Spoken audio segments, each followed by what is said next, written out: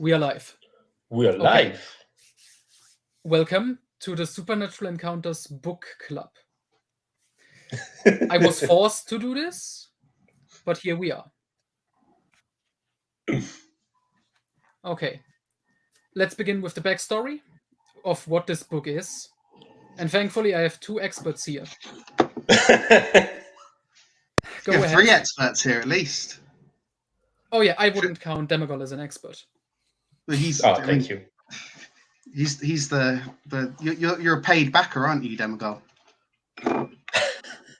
How much did you pay? Is it $200, including Yeah, but that's shipping? hold on.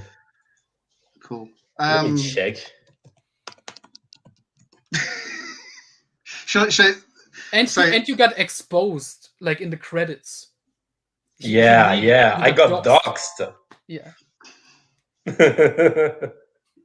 I hope that was worth like $200. Yeah. Okay, shall I sort of give the backstory of this book as I understand it's represented by Joe and his followers to people? Sure. So let's go. So Supernatural Encounters begun life as a sort of a non-fiction article in Star Wars Gamer as it was commissioned. So the sort of tabletop RPG magazine.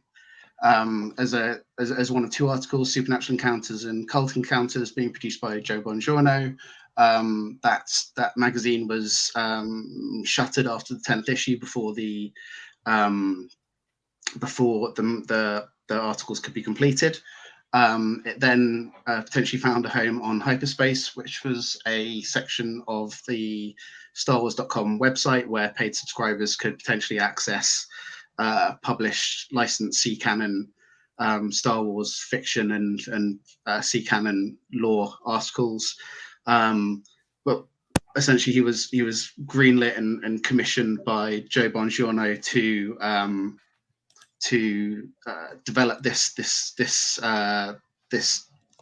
article into a novella, which he was working on. But before he could finish the novella, Hyperspace was cruelly shuttered, and his ability to publish this as C-canon was denied, and Joe was very, very depressed and stopped production on Supernatural Encounters for years, until one day, several years later, Rich Handley reached out to Matt Martin on the StarWars.com website and found that they were interested in publishing Supernatural Encounters as a piece of lost legends fiction, and that essentially he could finish developing it, and they would consider publishing it along with Cult Encounters as I said an official piece of legend fiction, and Joe's very excited by that. They sent him the Cult Encounters and Supernatural Encounters, and they said, well, yeah, Cult Encounters looks pretty cool, but wow, Supernatural Encounters looks pretty long. Do you think you could maybe cut it down to maybe 4 or 5, 5,000 word chunks? And Joe said, no, that seems pretty ridiculous, man. How about we give you a bit of an intro and maybe you link it to our site, and I'll publish the whole thing on my StarWarsTimeline.net.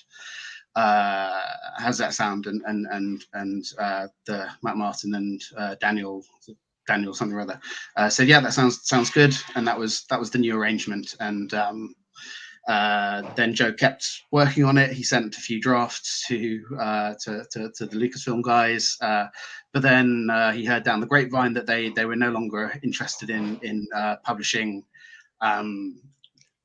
Legends material at all, and they were going to continue just publishing new canon stuff. So essentially, this is a piece of lost Legends fiction or official Legends fiction, depending on your interpretation of the emails that are on Joe's website. That was only denied an official Star Wars expanded universe release by some incredible bad luck, or by the pettiness of Lucasfilm, and that is the official line of Joe and his editors and his and his supporters. That's not what the people at Lucasfilm say. Pablo Hidalgo in 2008, not 2000, but Pablo Hidalgo in 2022 said that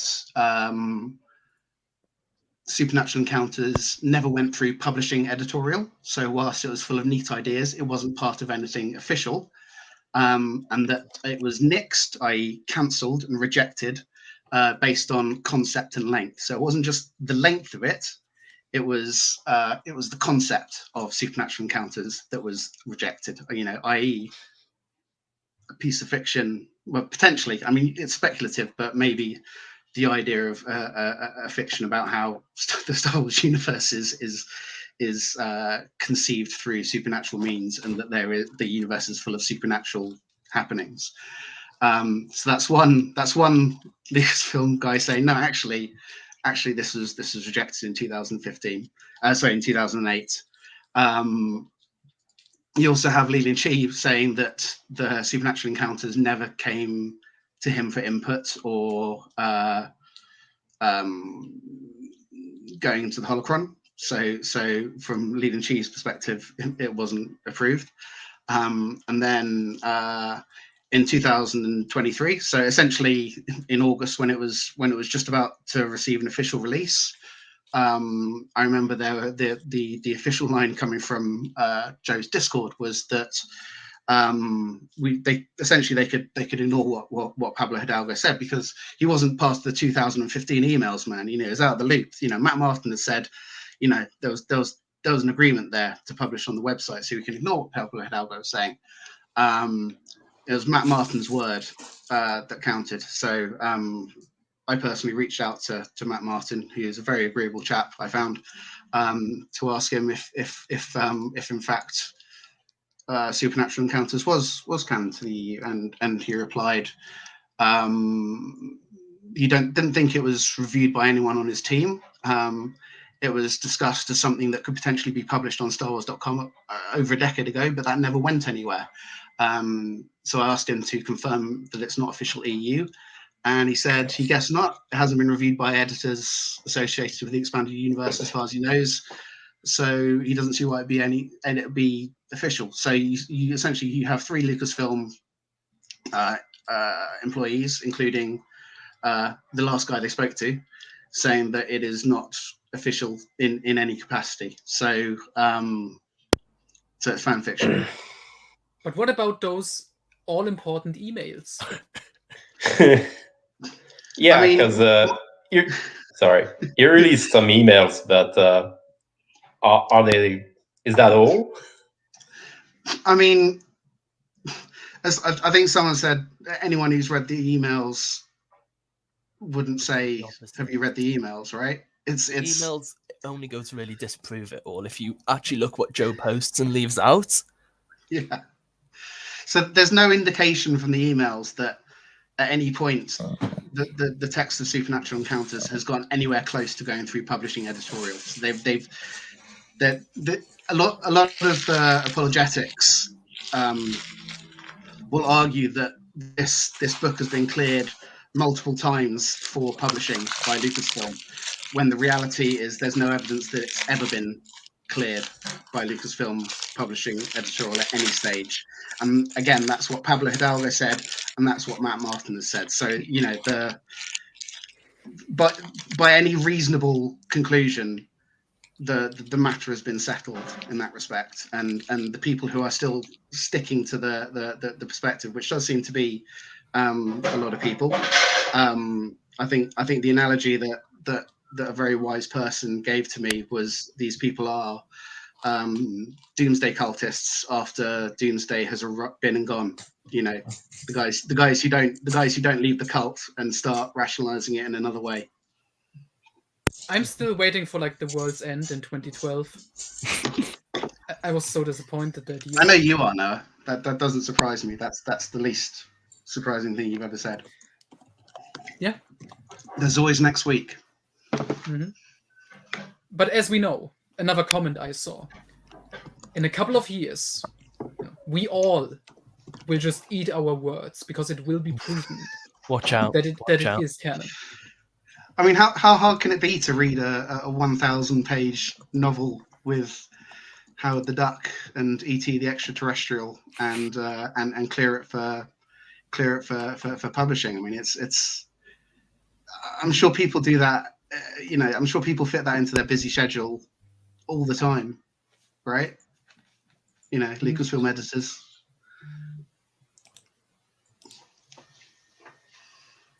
We're gonna get to it because in this stream we're gonna discuss book 1. It's split into multiple books, which at least that's nice. You have a stopping point every now and then. Book 1 is like 75 pages or something. That's how far. I think I'm 10 chapters in. I just started book 2. We're gonna talk about it, unless you guys want to talk a little bit more about the behind the scenes, if there is more. There's more, but it's probably better just to get into book 1. We could really go into the emails because there's a lot in the emails if you properly go through. Pablo, and especially with what Joe posts, when you look at the Pablo side, it's really, really specific to where you only ever get Pablo asking a few questions, and it's only the earlier stages of publishing. They'll constantly go on about this idea of it being licensed. And that's when you question what licensed means here, because all Joe's ever signed is 2 tax forms that let him even work with the company. That if he were to complete this project, if it were to be approved, they'd be allowed to pay him. There's nothing really more than that. And Joe will bring up that hyperspace ended. That's what stopped him writing it. But that's not what the emails say.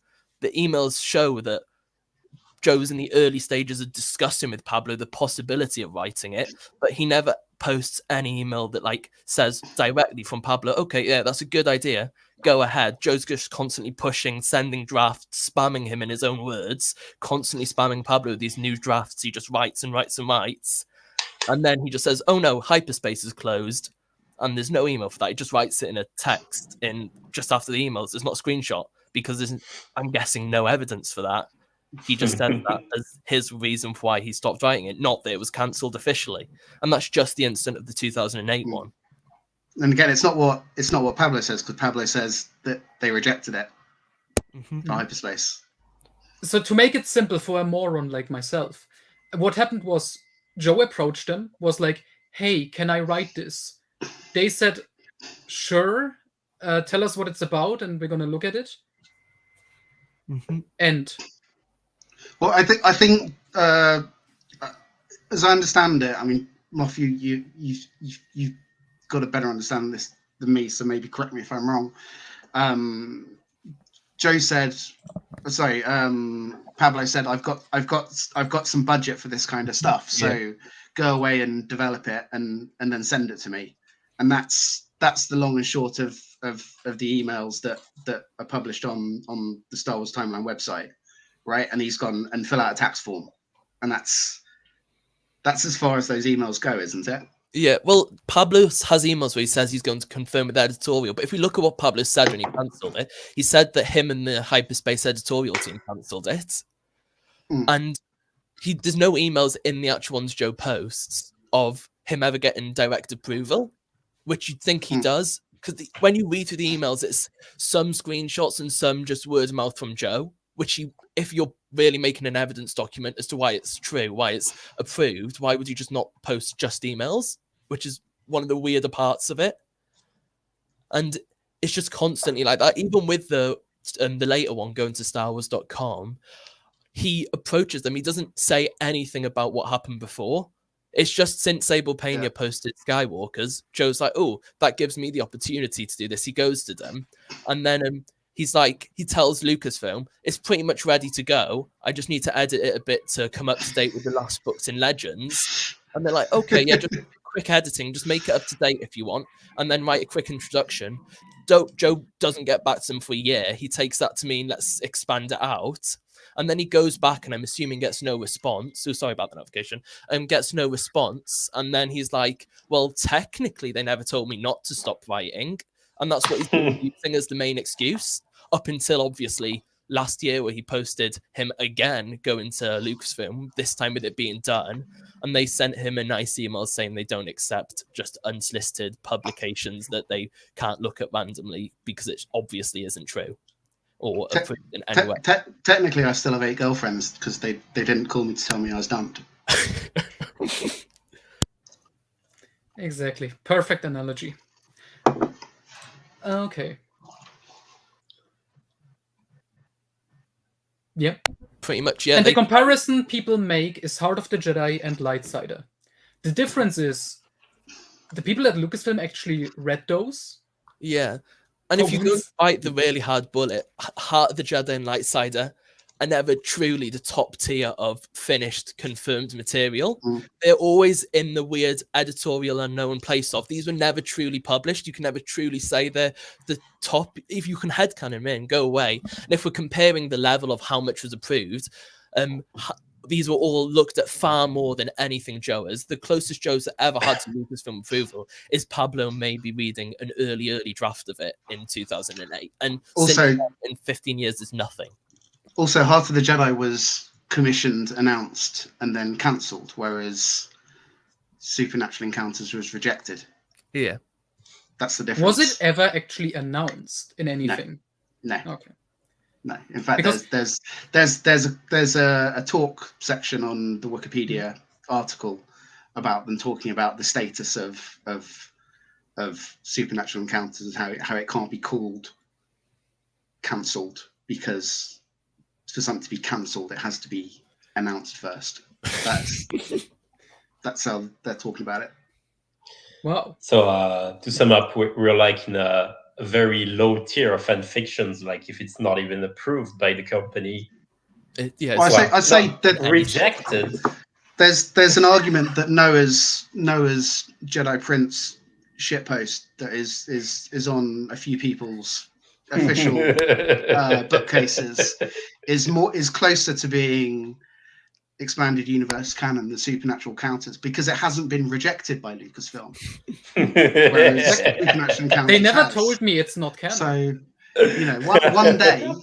one day someone might accept it because who knows. Whereas Supernatural Encounters, we know they didn't want it, right? Wow, that's a big L. Yeah. One more thing on this comment here. Joe will try and put forward this idea about old Legends books that a line-by-line continuity reading and approval process was never the case. Yeah. And he keeps saying that, if you actually know how it works, if you know how it works, because Joe obviously knows how all this works, it's what he says he knows, but he doesn't. He'll how say, would he know? He'd say they go through it. They don't go through it line by line, approving it all, and that's how he thinks he can extend it out and just it's the same draft technically type of stuff. If an editor didn't go through a book line by line, they wouldn't be doing their job. Like, what does an editor do if not checking things line by line, right? But have you considered that Joe is an officially published Star Wars author? Watch out. Yeah, that makes all the editors official. That makes everything he says completely true and logical. He's an official Star Wars writer according to his Twitter. Which, on this note, I would like to point out because I find it so hilarious. Joe's Wikipedia article lists all the stuff he was involved in. Half of it is, pretty much, it's like 6 things, 5 of which are cancelled. Half of which is Supernatural Encounters or different versions of it. And the one thing he did write and publish officially within Star Wars was co-written with, I think, Rich Hendrick. Yeah. And he also looked over West End game stuff, whatever that means. He never got his West End game stuff published, but coincidentally, he looked over some and gave some like timeline notes because he'd written a timeline or something. Yeah, and the other thing that doesn't add up is with Cult Encounters. So that was finished, published online before Supernatural Encounters, but why doesn't Lucasfilm recognize it? Especially in all the emails where he goes up to Pablo and he's like, I've got Supernatural Encounters and Cult Encounters. Cult Encounters is done. It's ready to be posted.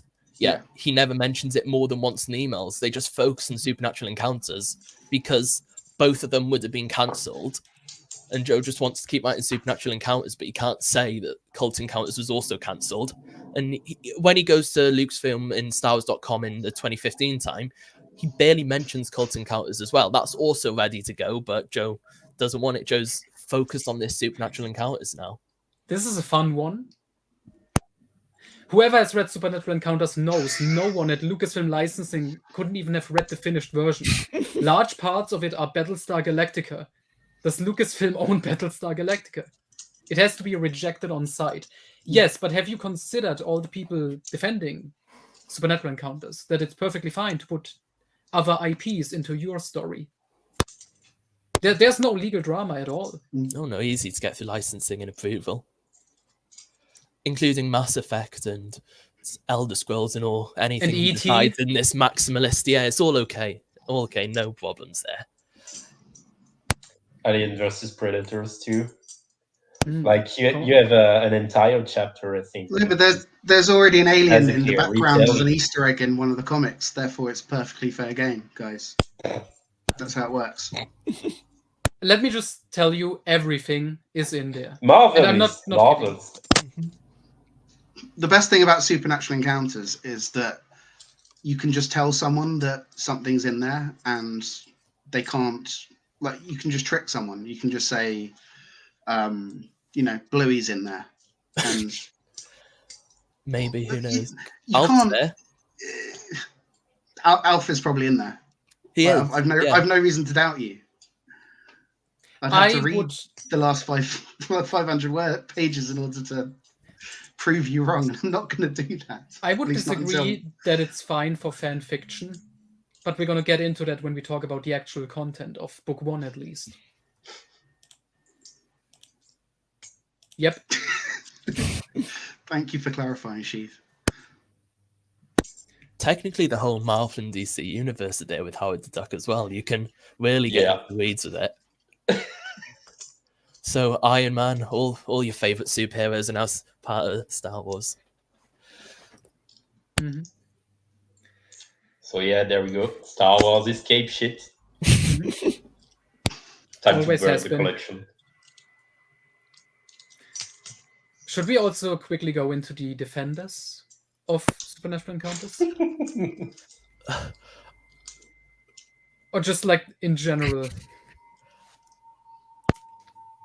I don't want to say anything litigious, no. Yes.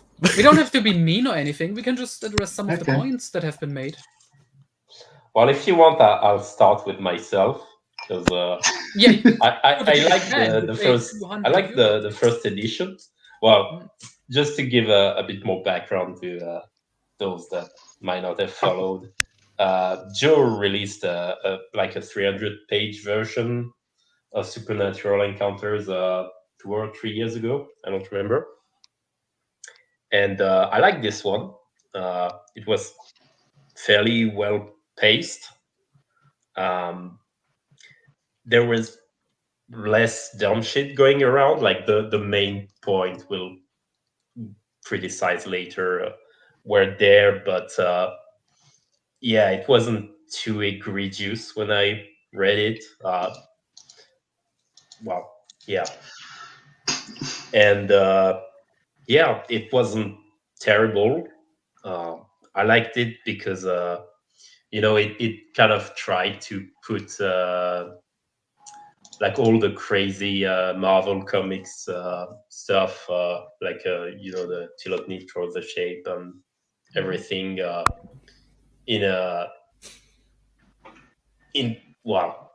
not fitting them perfectly with the EU, but trying to come up with a story that could work. Well, more or less. And I thought it was a nice effort. I wasn't really aware of all the drama concerning the publication. I was under the impression it was more or less fan fiction, something that didn't get to be released, but the author continued anyway. So I didn't take it too seriously. I kind of liked it. You took it seriously enough to pay €200. Yeah. And so that was actually I want to stress this again. 186. You paid 200 euros to get doxxed.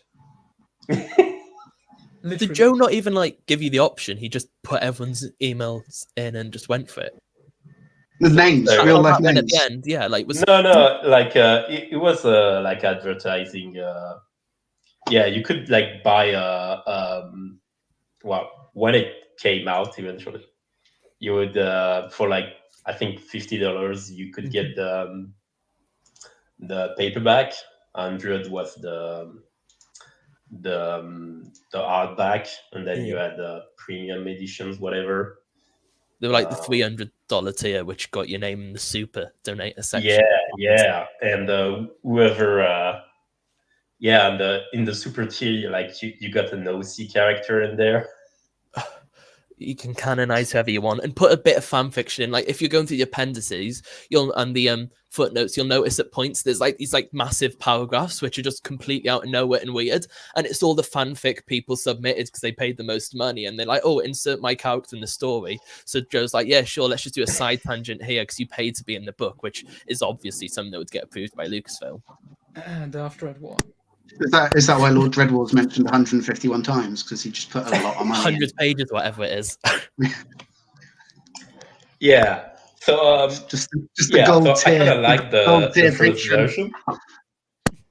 And so then I eventually got the second version when it was released. It took ages to get there, but it got there in a good box and everything.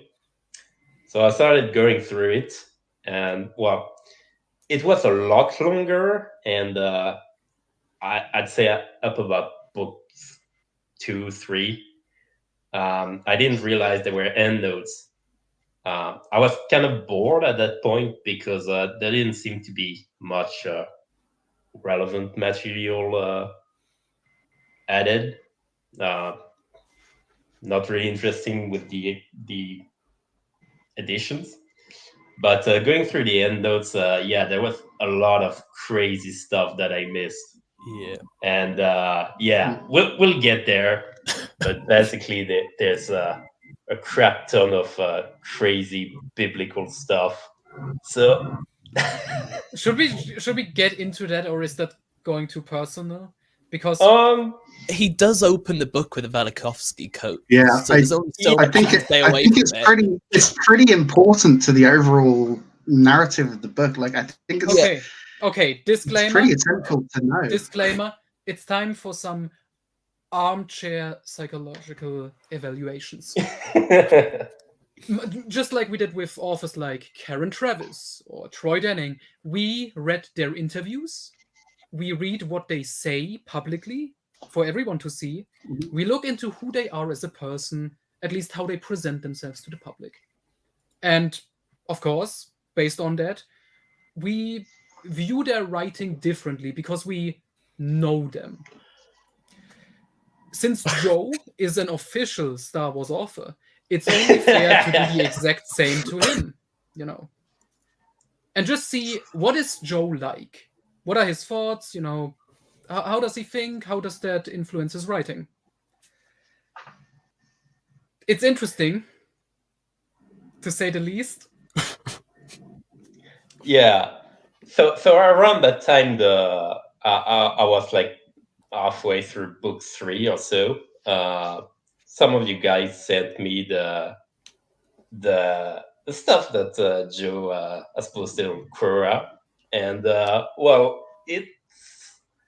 I began to notice a lot of sketchy shit in the book. Like a lot of that seems like really Christian cope. And at first it was kind of improving the book for me. It was getting more funny. But then we get in like book 5 and 6, and it's really full of retarded retcons. And by the end of the book, and especially with the epilogue, a lot of stuff can be said about the epilogue. when you realize what I was completely done like with what it. the entire point of the book he wants to accomplish is. It's really weird. Like, I was watching in preparation for this live stream. I was watching the Revanchist Superilliterary Encounters live stream #1, and at about the 1 hour 9 minute mark, there was a comment from Lance, who is, in my opinion, one of the most underrated of the expanded universe movement, and he said Joe is Arhul and Arhul is Joe, and yes. I thought that was a very wise comment, because this is on a meta level an autobiographical book, isn't it? Every single opinion honestly, Joe has, you can I got that feeling within the first 1 or 2 pages, because Joe immediately goes completely meta. Was it the part of the introduction where he spent a paragraph going into veganism that gave it away? It was that, and also him listing all of the people who like helped out with the book and got like their own Star Wars characters. Milt Wilkins, or whatever it's called, Fishcombe Wilkins. Exactly, for example. And he's like basically just talking about how people think, oh, this story is not official, it shouldn't count, it's all made up. And he's going to prove them wrong, how wrong they are. I don't know how you can read that and not just realize, yeah, that is meta. And that continues throughout much of the book. A lot of it just feels like, it feels different when you read it with that mindset, knowing that this is Joe, like his autobiographical writing, like you said. There's a bit on page 24 that brings in a character called Palob Godalhi, and Palob Godalhi is an anagram of Pablo Hidalgo. So he's an established character from. He's from, I think, he's from all over the EU. Pablo uses him as sort of his self-insert. But the passages, historian Palob Godalhi had privately confessed to him that he felt the same way, and if it came down to a vote, as it would, he would have to vote against publication by the council. It's not that he didn't believe Hextraphon; he believed it. He just couldn't accept his conclusions, and that almost sounds like a meta about Pablo Hidalgo rejecting supernatural encounters in 2009. But like, you know, that wasn't in the emails. Actually agrees with but it's in supernatural encounters. Mm-hmm. And there's overall just this feeling with Arhul as a character that also seems similar to Joe, where he has different views than anybody else, and he gets proven how right he is for thinking differently. And all the main important characters like Leia or like poor Mamazul are agreeing Mistress with him. Nemos is agreeing with him. Yeah. The super smart mega computer. That's kind of a hint. Or the, and it's not, it feels like Joe. It feels like Joe's full fanfic. Like if you go back to fanfic, the classic definition of a Mary Sue is a full self-insert character. Your character's the best ever, meets everyone, is always correct. And this is like one of the best examples I've ever seen of just a plain Mary Sue, because this is just Joe in the Star Wars world coming to say his truth. And are we going to speak spoilers on the end, or are we just going to keep it completely to part 1 here? Or you can spoil the end. Go ahead. Okay, because in the end, Arhul comes back as a god, pretty much, and says everything in the book is divinely true. All of these revelations are divinely true. Joe's camp tries to make out, oh, you can, if there's parts in it you don't like, you can pretend they're not canon. You cannot. Everything in this book is set out as a way. This is what happened in the Star Wars universe. You cannot argue about this. This is the most authoritative source you can get. And when you look at everything Joe inserts his own personal opinions and his personal thoughts, it pretty much just feels Joe's fanfic of him proving everyone wrong, that his ideas are actually the correct ones. All the scientist people, all scientism and all the pagans and everything are wrong. My truth is true, and I can prove it. And that's all this book feels like. It feels like some get back message from him to get a one-up, because he's been everything. Everyone said, no, that's not true, all his life. And obviously, if this had been published canon, then he'd be right. but it's not. Yeah, that may be why they're so insistent on the. And this goes into like just reading something like this. I sent this earlier in chat because I was reading a chapter. Just reading something like this it feels different when you know all this stuff. Okay, let me quote. I was just going to add that implausible isn't impossible. What if time travel and extra-dimensional travel are somehow related? What if everything we've been taught about time and space is wrong?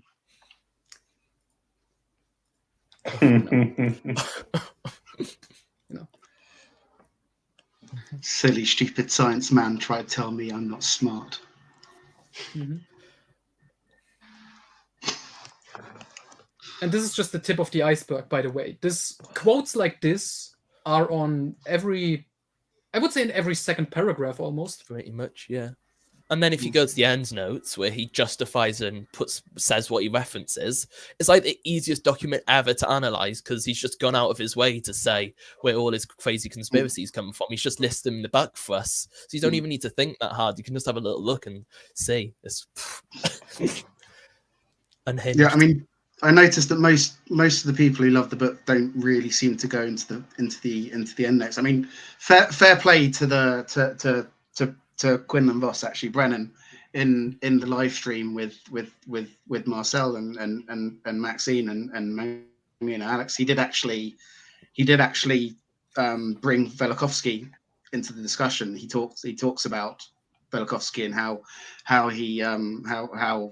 Joe is it Tuckerizes the character David yeah, but he doesn't make the connection that Joe is actually venerating these guys. Which, if you go in, that's the big leap for us because we didn't realize a lot of this till we actually looked at a lot of what Joe said in the past with Cora and also a few other blog posts we found now. And he's just like, I've recently read these 2 great books. These explain everything. These are the truth. And then I'll just list these people uncritically, just like assuming they're the facts. Brennan, to be fair, Brennan describes Velikovsky as a pseudoscientist or a pseudo-academic. Yeah. So he makes the connection. But you can tell from the context of Joe's footnotes that he perceives Roll and Velikovsky as legitimate academics who are suppressed by the rigidity and the closed-mindedness of orthodox academia, rather than them being fully discredited cranks who are just grifters essentially. He uses the theme of the book pretty much as well, because he opens up on a big Velikovsky quote, which I'll just quickly read and I'll just go down to it, which is sorry, just one sec. It's I forgot. Yeah, it's here. So he says the authorities in astronomical chronology made their calculations and announced their expert results. The authorities in pottery took the results of the specialists' computation as a firm base on which to build. Authorities in the history of art, religion, philology, and history in general followed. Difficulties were swept away. Thus, there came into existence an elaborate entrenched system rooted in fallacy that bears very little resemblance to the real past, which is near enough a word-for-word quote from an actual Velikovsky book. And Joe uses it to open the entire narrative and set the theme, because this is what he wants to go for. He wants you to question the past because, well, what these established scientists are saying are not true. There could be other ways. And instead of doing this as an academic study, Joe... Shall I explain to chat who Velikovsky is? Yeah. Yes. So Velikovsky with a V for very silly fan fiction. Emmanuel Velikovsky. V for Vendetta. So he was a Russian American guy. So he's a catastrophist, and he's like an alternate history Egyptologist essentially. So there's 2 things. So catastrophism, firstly, is this quack geology theory that essentially claims that changes in the Earth's crust during geological history have resulted mainly from sudden, violent, and unusual events. And that's something that young Earth creationists use to argue that the Earth actually isn't billions of years old. It's thousands of years old. So, it's like a young Earth creationist quack thing. But the second thing Velikovsky also is he's an Egyptologist revisionist, essentially. So what he tries to do is verify the accuracy of biblical scripture through the use of falsified historical information. So he tries to collapse accepted chronology into shorter time frames by sort of arguing alter egos. So essentially that historical characters who are named different names are actually, sort of by different sources, are actually the same person. So like this person followed by this person in history, they're just the same person under two names. So he tries to do that to collapse the accepted chronology of Egypt by about 500 years. So these are all designed to make the fact that the Old Testament getting things wrong compared to accepted history, that the history of, as people understand it, is wrong and the Old Testament is correct, essentially. So it's probably the latter that Joe's a fan of, because he also talks about Dave Roll, and Roll is another one of these guys. So that's who Velikovsky is. He's an alternate history Egyptologist crank whose arguments have been thoroughly discredited by academia, but to laymen like Christian apologists looking for easy answers to justify their silly beliefs will come along and pay them lots of money. There's refusal to read any actual science paper or any reason how what Velikovsky proposed could actually happen. Because just to say what was crazy, Velikovsky believes that Venus is what interrupted with the Earth's sight given these time frames, because it went past and that's what caused it. And then people like Sagan and all these scientists would just go up to him and go, how? Explain this? What's the science? And he's just like, well, I don't know. And that's what led to I don't know, but I'm going to get very rich pretending I do know.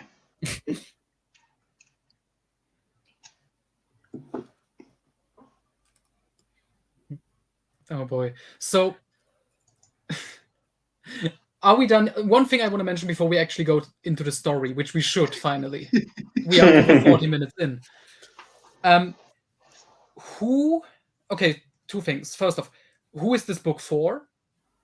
And second, it's just a quick explanation. The only circle I have heard of supernatural encounters is what I call the Matt Wilkins YouTube area. Yeah, like a couple of years ago, my attention was first brought to Joe Bongiorno and his website and all that stuff through that.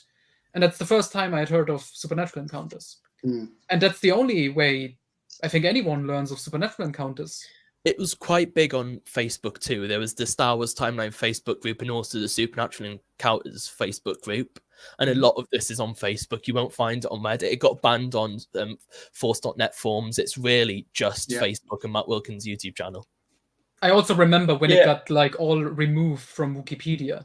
Yeah. Because on some articles, like Varu, for example, they had like little mentions of like in Supernatural Encounters, the cancelled thing by Joe Bongiorno, Varu actually was Abeloth's brother.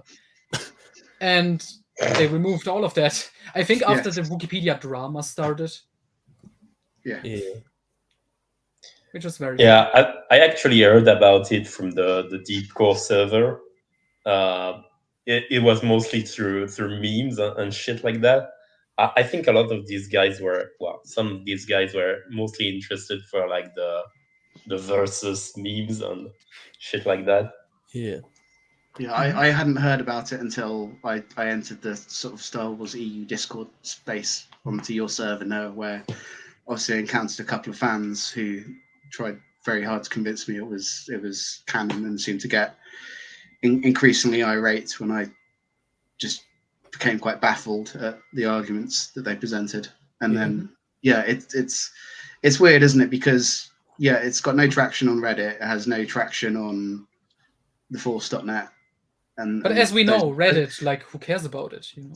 Who cares? I mean, it's only, there's what, 300,000 subscribers. I mean, but those are not true EU fans. They are not part of the movement.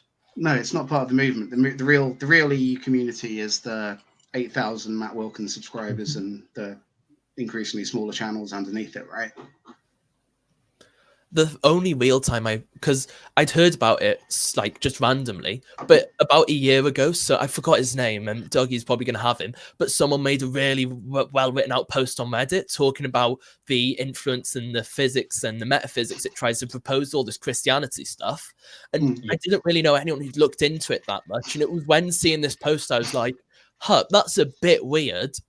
Yes, I know the thread. I know the thread you're talking about because I think that was after it had been taught. That the one where it goes, this is literal biblical angels. Yeah, and he's only talking about the old version too, with the 300-page one, not even the massive new one. Yeah, and that was when I thought, no, this is weird, and there's no way this would have been approved for publication. Because he makes a massive criticism on how Joe proposes ideas such as the Force and everything in it. So yeah, it was quite in depth. I'll just get his name now before. Yeah, because I'm not sure if we actually brought that up so far. But, this comment chain is great, by the way. Movement, the Bring Back the U movement, I think. And then, I remember that from way back.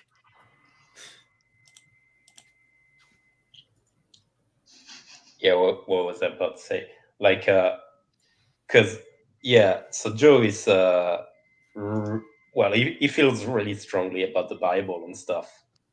And that's really leaking into SE. Like, you literally have God and Satan and all the demons and shit. And the Sith are literal demon worshippers. And, if that's your sort of thing, fine. Retarded shit like that.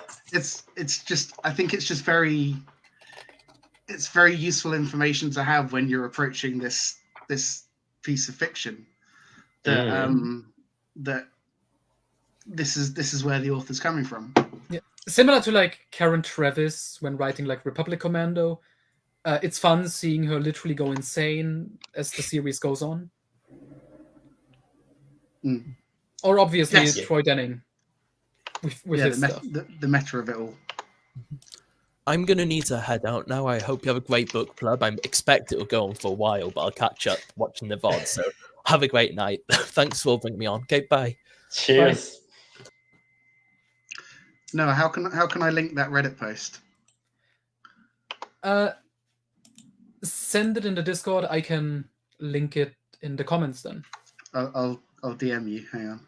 Okay.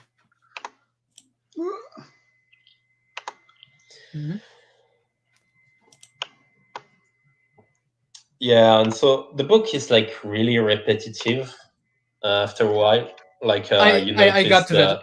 One thing I have to mention, I guess we're gonna go into the story and everything right now and the writing.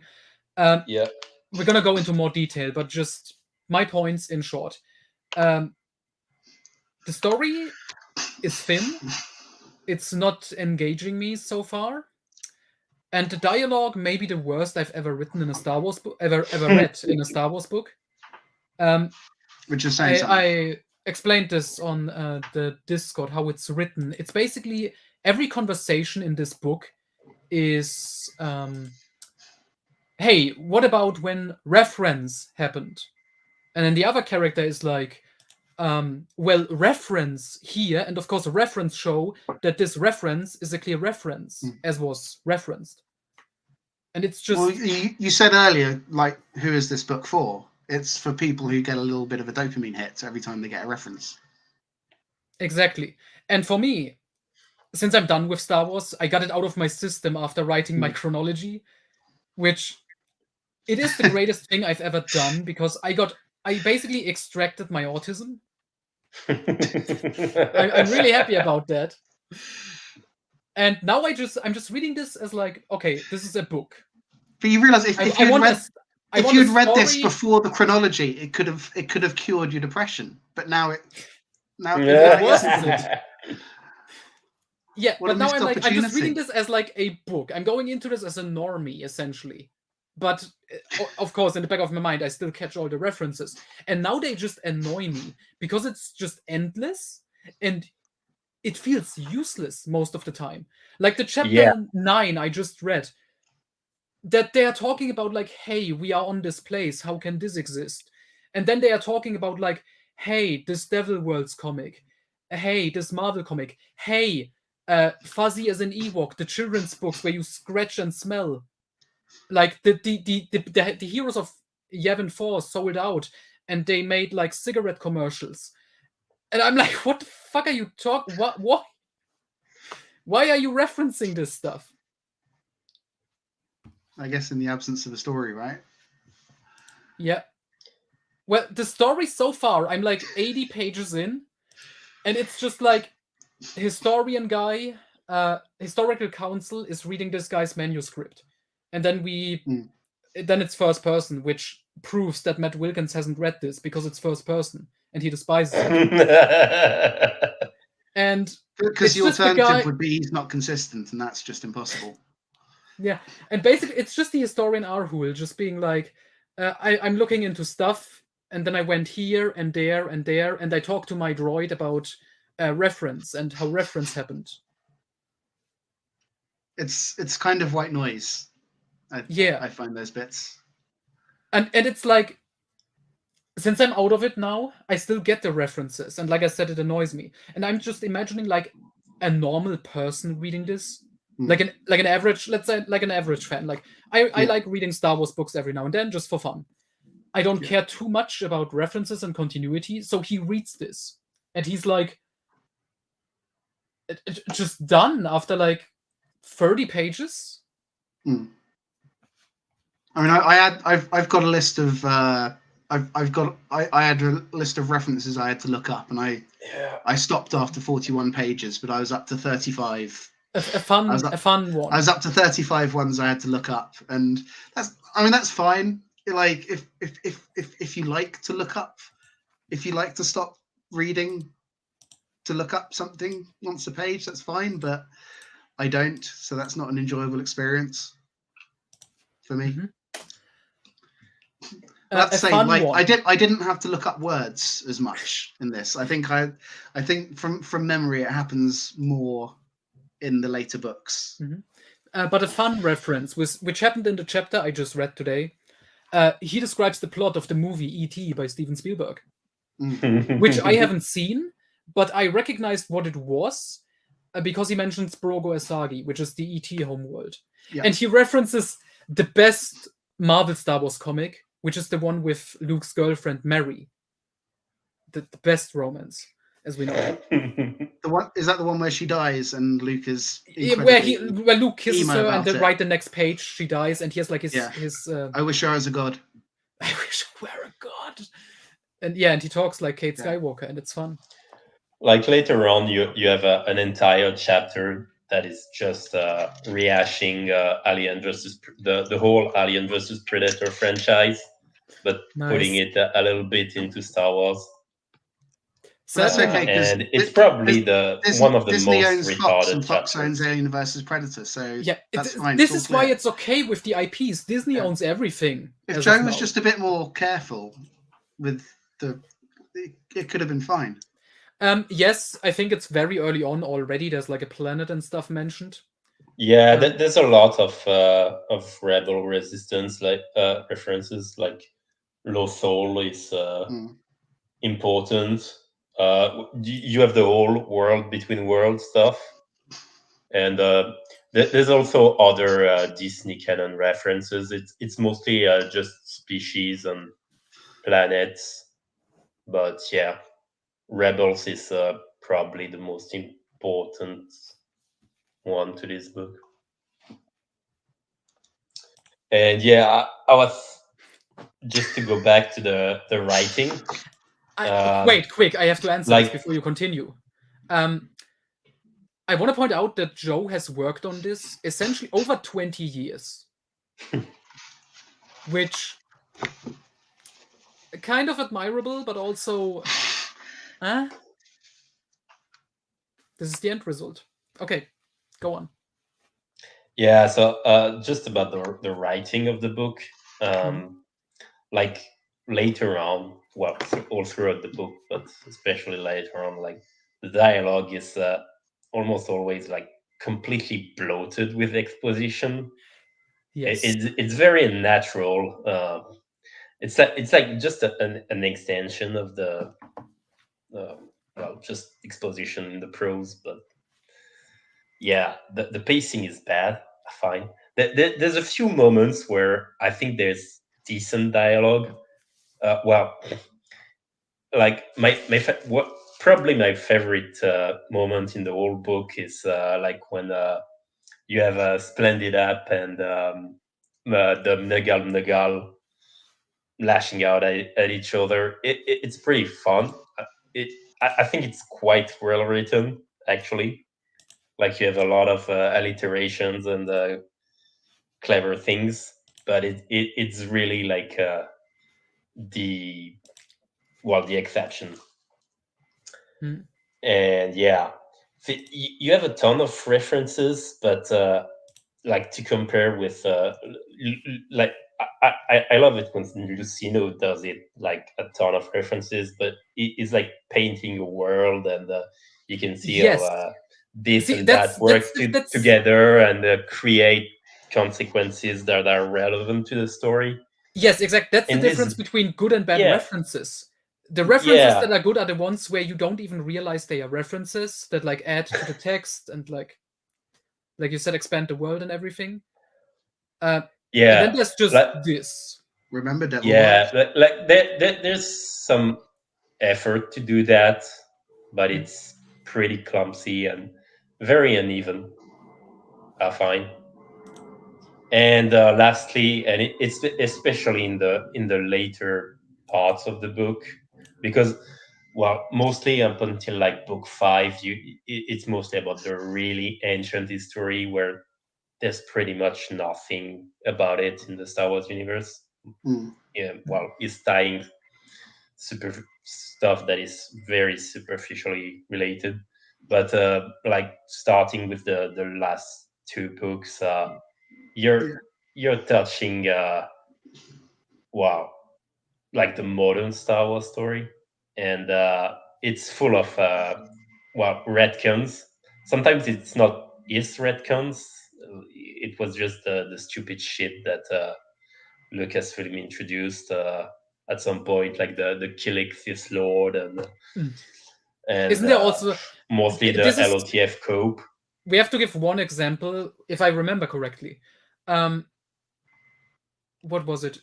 Mitra Surik, the exile from Kota 2, her real name being Nima Freestar. Yeah, that's and her probably being like the half sister of Vima Sunrider, right? Yeah. And apparently it's retarded, this was and it doesn't make any sense. This was intended to be in a source book. Yeah. And it was deleted. Yeah, like, probably for a reason. It. Yes, exactly. And that's the justification I saw from people when we made fun of it, because I thought you were going to reference the Keldroma name. Oh yeah. Yeah, there's also Revan being the son of Luke Keldroma. Like, why? And the justification, it's inserted, but he didn't make it up. It was deleted from like other sources, and it's like, when editorial deletes something, it may be because it's bad and it should be deleted, and just inserting it back in isn't necessarily a great idea. Yeah. So it's actually especially because we already have the exile's real name as Mitra Surik. Yeah. So I remember that, because especially about the KOTOR era, you had KOTOR 2 that was but you had a lot of cut content, and when there was a big fan project to restore some of that content, and so one of the criticism is that they restored some parts of dialogue that were cut but are in contradiction with KOTOR 1 and even some of the bits of KOTOR 2. So yeah, sometimes the content is cut for a reason, and it's not canon.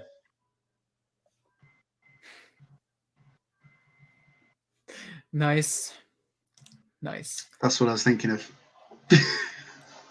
Okay, and this point, this also goes into who is this book for. Do you want a book that explains every single mystery in the Star Wars universe? Not even if it's like a good explanation, which it isn't, but just in general, that idea. That's why even when I was like really into Star Wars and I first heard of it, I was like, okay, a whole book? I don't like, even if it was an article, I wouldn't. I don't usually read the articles and stuff because just I don't know if I need to. But that as a concept always sounded like, do we need this? Like, And I guess the answer is obviously no. Because a book that explains every single mystery, you're taking away more than you add, right? Yeah. I mean, particularly if it's if it's great, if the explanation is great, then it can work. But if the explanation is worse than the things you can come up with in your imagination, then it's just disappointing. Yeah. I loved it when Ridley Scott explained being in your galaxy, because. Well, I was going to give another example. I loved when Ridley Scott revealed that the space jockey was really just a blue Jesus in a spacesuit. This is another case of someone going fully religious retarded. Yeah, with like the backstory. This is canon to supernatural encounters now. It's canon to Star Wars. Obviously. I like that you could just have made this up right now. I wouldn't know, but I fully believe you that Ridley Scott's engineers are in there. What's the phrase? Yeah, so they're an evil race, actually. They're called the Malak, I think. Something great. like that. Just great. Okay. We've talked long enough, an hour. Let's talk about book 1 and what the story is, like what happens. Okay, first we have this introduction or like prologue or whatever. Basically, Joe is saying the people who don't believe this is real and canon are idiots. Here's a list of all my supporters, Matt Wilkins among them, and veganism. And that's the foreword or something. And then the prologue is Arhul dying? Or he gets visited by those dark ghost demons from Harry Potter or whatever. That's how I visualize them. The shadow beings. Yeah. And then he maybe dies or not. I don't know yet. And then we start the actual book, and it's the New Republic Historical Council. Yeah, so he actually has a vision as he's dying. Is presumably seeing the father of shadows, who is literally Satan. And then apparently he's exsanguinated, completely drained of blood, and that's where chapter 1 starts. Yeah. And then we get the Historical Council. It's a bunch of characters, some of which the real fans recognize, like Baobab, or whatever, that stupid guy from Droid's cartoon show. Who's there for some reason. I don't remember him being like a historian or something, but okay. Yeah. Leia is there, and the worst thing, my man, Mammon Hool is there from Galaxy of Fear and the Illustrated Star Wars universe. I think you also have Tion. Tion is there. Yeah, all the returning heroes are basically, well, at least willing to give Arul the benefit of the doubt. Yeah, like they're on his side. See, that's why Joe is right. All the main characters are on his side. Yeah, and funnily, like the main skeptic in the historical council, Jan Zikek, is literally a reptilian. That was so funny. There's one line in here that's so fucking stupid. I had to pause, which is when one of the ladies on the council is like talking to him because he doesn't believe that shit, and she's like, "Well, weird stuff is possible. I mean, you are a talking lizard. Lots of humanoids would find that weird." Like terrible dialogue and just, oh my god, that line. You're a talking lizard person. That's stupid.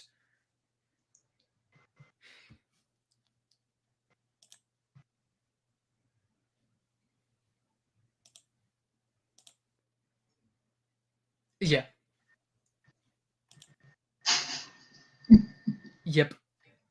It is dumb. But basically, 2 or 3 chapters is just the council talking, and it's the same stuff just repeated over and over again. Some of them are like, "Oh, this is all bullshit, we don't believe you," and then some lady is just reading the manuscript, which is the main story. What was the one thing that happened in there? Oh, they meet in one of the chapters. They meet the girl from the Ewok movies. Yeah. Who became a reporter. And Sindel Tuani. And this is a great reference. Because Aaron Alston made a joke in one of the Legacy of the Force books, I think it was Fury, where Alana Solo is watching an Ewoks cartoon show. Oh, it was a live-action movie. It was like a reference to the Ewok movies. Joe expanded on it.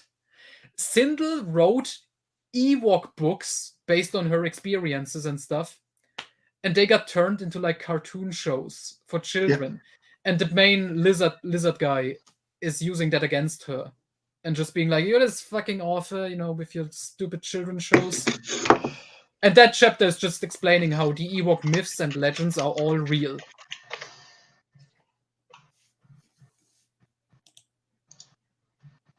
I would rather read Kevin J. Anderson's Dune, and it's terrible from what I've read so far. But here you are.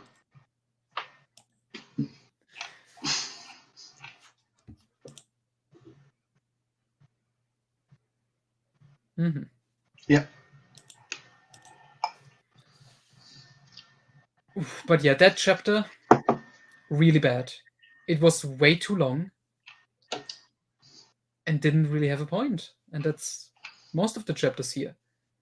And basically, I don't even remember what Arhul's main goal is. And I just read this like a week ago. He's just going from place to place trying to prove something that he believes is correct. I can't wait till you get to book 3. Okay. You just Demogorgon, he has no idea, does he? Yeah. Well, we talked about it. But yeah, like in this first chapter, like so you have the historical council discussing Arul's book, and like nobody gets convinced. You have just two sides: the skeptics who think it's all a fable, and those who want to. Well, we're on our side, but there's like no real argument put forward. It's just, well, we've been there and we've seen that, and if we reinterpret, awesome. If we take the supernatural explanation, that works. Young galaxy supernaturalists. It's The point is the good guy don't really make a good case if you try to imagine yourself as a member of the historical council until one of the skeptics I think reveals himself to be a shadow being, a literal demon. What? Which proves I'm not sure if you've gotten to that part yet. But, no. I just started book 2. Sorry. Well, sorry about that. That is a legitimate fucking What a twist. What a twist. Wow. Yeah. He was a Dementor the entire time.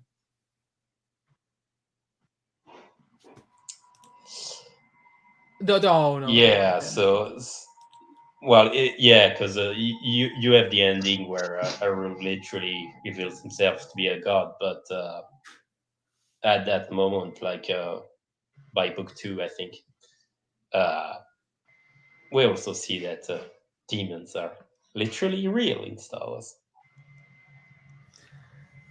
So awesome. What was the retcon with Chewbacca?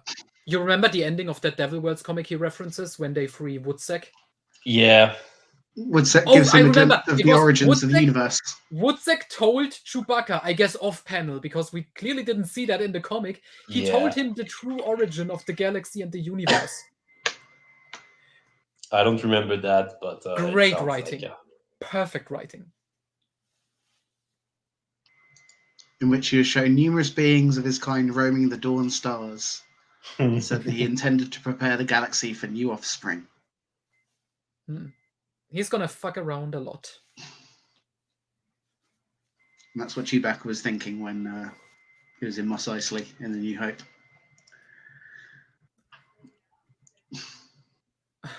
This is so bad. I'm at a loss for words. Yeah, so I'm not sure, but shadow beings. This is like literally an invention of Joe, right? I have never heard of anything like that. I couldn't find a Wikipedia reference for shadow. Right? Beings. Yeah. So, okay. I'm not sure if it was in the first version of SE. From what I can remember, the father of shadows wasn't necessarily Satan. I think it was only used once as a title for Jim. Well, the prologue's quite I think the page 13. There's a meta commentary about the different versions of supernatural encounters produced over the years. Yeah, it's like supernatural encounters versus the Hextrophone's manuscript. But Joe describes the earliest versions as unavailable, and it's a shame. It's a shame. I assume he's describing his early versions of supernatural encounters as unavailable, and that's a shame because arguably those early versions are the closest to the things that were actually shown to Lucasfilm. Yeah. And those early versions are actually would be the most interesting because those are the ones that were actually considered, you know. Mm-hmm. Whereas these ones are the ones that have been tainted by, you know, editors and fan fiction contributors with money and things like that. Mm-hmm. Oh man. I guess, do we have to talk about that person already? We don't have to talk about that person now. Not yet. I mean, his wonderful tweet is the thumbnail for this stream, but yeah. Oh, I'm gonna guess Sauron is in there. It's about 50-50. Okay. Again, you could tell me he is, and I'd have to believe you. I don't remember. I mean, I'm not sure this. Like, for the creation of the universe, it takes a lot of inspiration from Tolkien. But as we know, it's just I don't like recall it's the Silmarillion. Yeah, like the vague order of the cosmology and stuff. But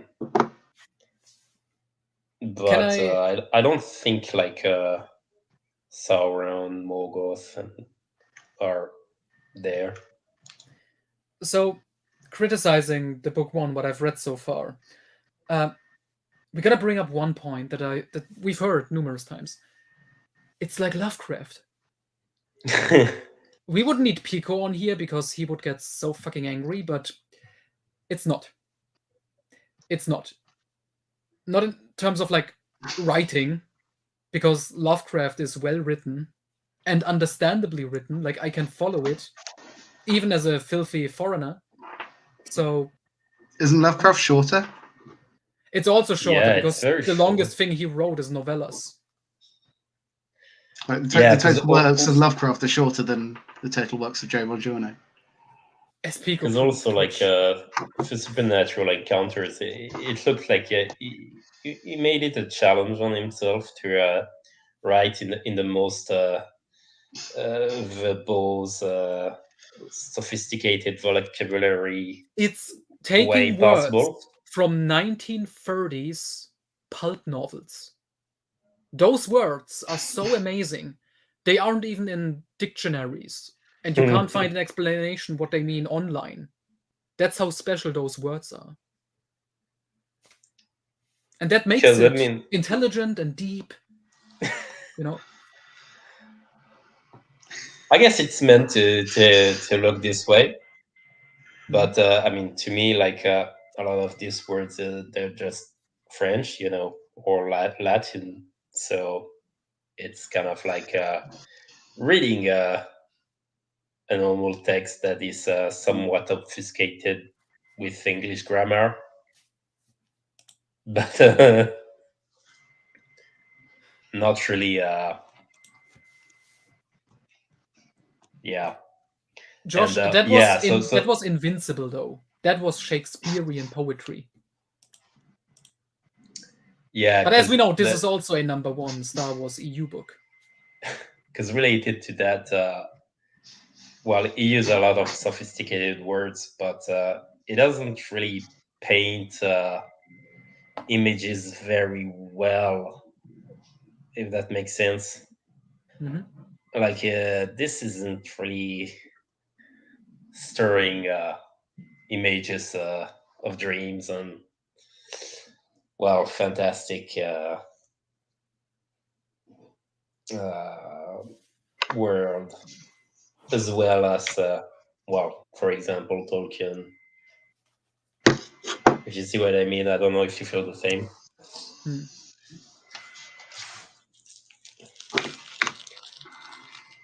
Though I would say, to be completely fair, I think there are parts of the book that are way better written than others. But it has multiple writers. Yeah. There's good reason to believe that, because there are people who claim to be official Star Wars writers. Especially one that we know, a very special guy, future president of the United States, hopefully. Hopefully. Yeah. There are certainly people on the Legend. If I could. There's at least one member of the Legends Con 2 panel who believes he's going to be the future president of the United States. And by Lucasfilm. Yeah, well, hopefully. I mean, we'd all be very happy. That would get more Legends material produced. I mean, Joe already predicted, based on his great sources like Doomcock, that Kathleen Kennedy would be out soon. Yes. Yeah. Sadly, that hasn't happened yet, but we are still hopeful. And in the meantime, we get brilliant conventions. Mm-hmm. They were generally looked down upon in science fiction circles. Mm-hmm.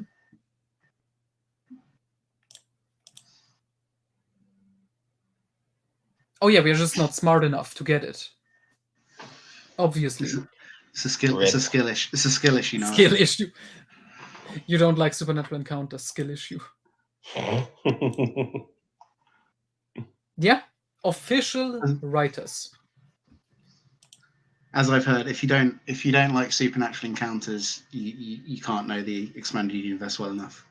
Alex, this gentleman is an American with a British accent that sounds phony. Yeah, he's more American than I am. Even I'm American, but he was born in America, I think. Mm-hmm. Yeah. The greatest country on earth. Mm.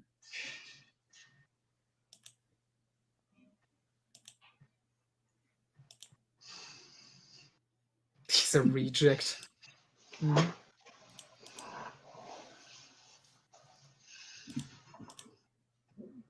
Yes, Fabe, I'm American. I'm the most American person on Noah's server. I've been American for probably twice as long as the next most American person. As much as it frustrates her. Yeah, thankfully that British side of yours keeps you sane, because I think you're one of the last Americans left on my server, because thankfully most of them are gone. Rip. Which is also quite interesting in terms of the Supernatural Encounters fan circles. They just don't seem to want to stick around.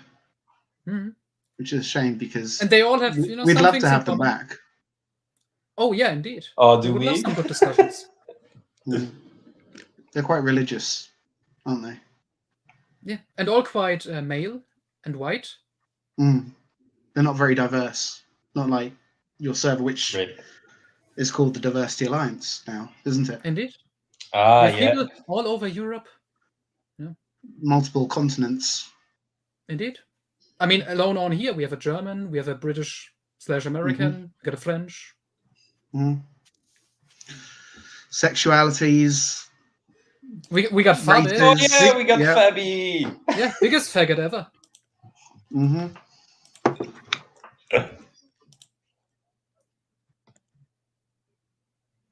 Yeah, that's potent Fabi moment. Mm-hmm. Diversity alliance.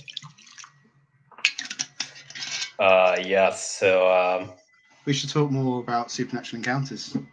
We haven't got to the best retcon that's ever been made.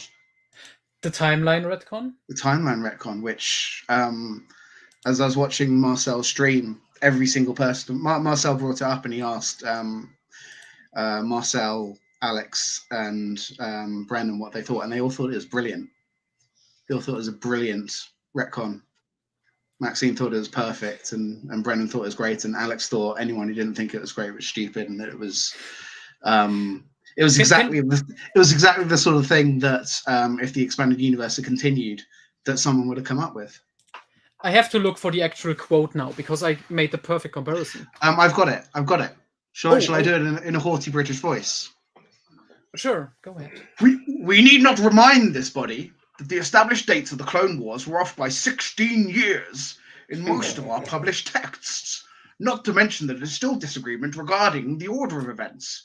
If we were unable to correctly ascertain relatively recent dates, it struck me as absurd whether we should be dogmatic about ancient ones. So this is addressing the fact that the Bantam era thought that the Clone Wars were 35 years before the Battle of Yavin and not 19 years before the Battle of Yavin. Nice. And their ideas was that the history books were wrong. Which I have a great answer here, because I slightly changed the quote just to put it into perspective, which I think is fair. We need to remind this body that the established dates of the Second World War were off by 16 years in most of our published texts. U.S. Historical Council, 1985. This is the thing. The thing is, essentially, this is the equivalent of someone being alive now and thinking that the September 11 attacks happened in the mid-1980s. Mm-hmm. Like you'd literally have someone going, hang on a second, the Clone Wars didn't finish when I was 5. They finished when I was 21. Like, and these are historians. It's like people go, oh yeah, that's a great retcon. No, it's like you can't seriously believe that. You've got people who were alive, and it's literally recent history. Mm-hmm. That people were alive and lived through, and people being wrong by a factor of 2. Remember the slight retcon that I think a couple sources already did, which was just like different calendar systems, where it's like that makes more sense. That's fine. Like that's how they explained the Nogri stuff. It's like, oh, in Nogri years it was however long. Yeah, maybe it was a translation error.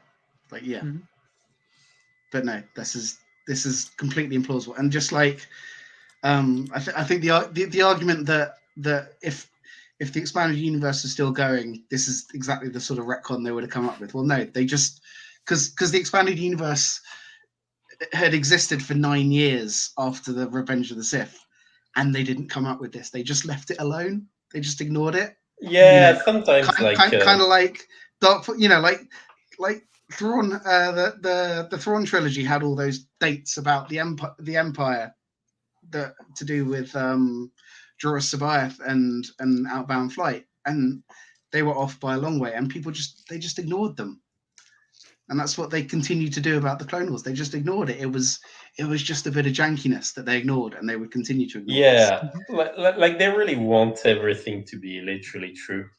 Yeah, just like the Bible. Yeah, maybe. It's just leave it alone. It's the stupidest possible retcon. Mm-hmm.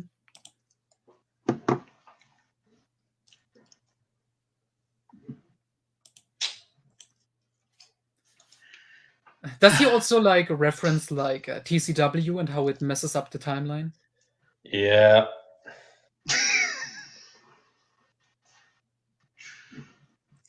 Yeah, I mean, like, you mean like just messing up the timeline? I think it's addressed at some point. Okay. Like they can't. Yeah, well, it might be in that same quote or one like that, where they just say, I think it was like we can't. Sure. Yeah, we are not exactly sure when exactly this event happened because the timeline is so weird. Yeah. But also TCW is critical to this whole book because it has the ones, the Mortis gods, and everything. Do you think Joe talked to Dave Idoni about the Mortis stuff? I don't think so. That's a shame. I heard he's an expert on monoliths. Yeah, so there's a crap ton of monolith in this book.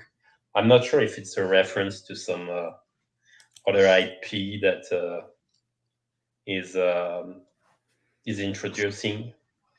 But monoliths. you have there's lots of monoliths.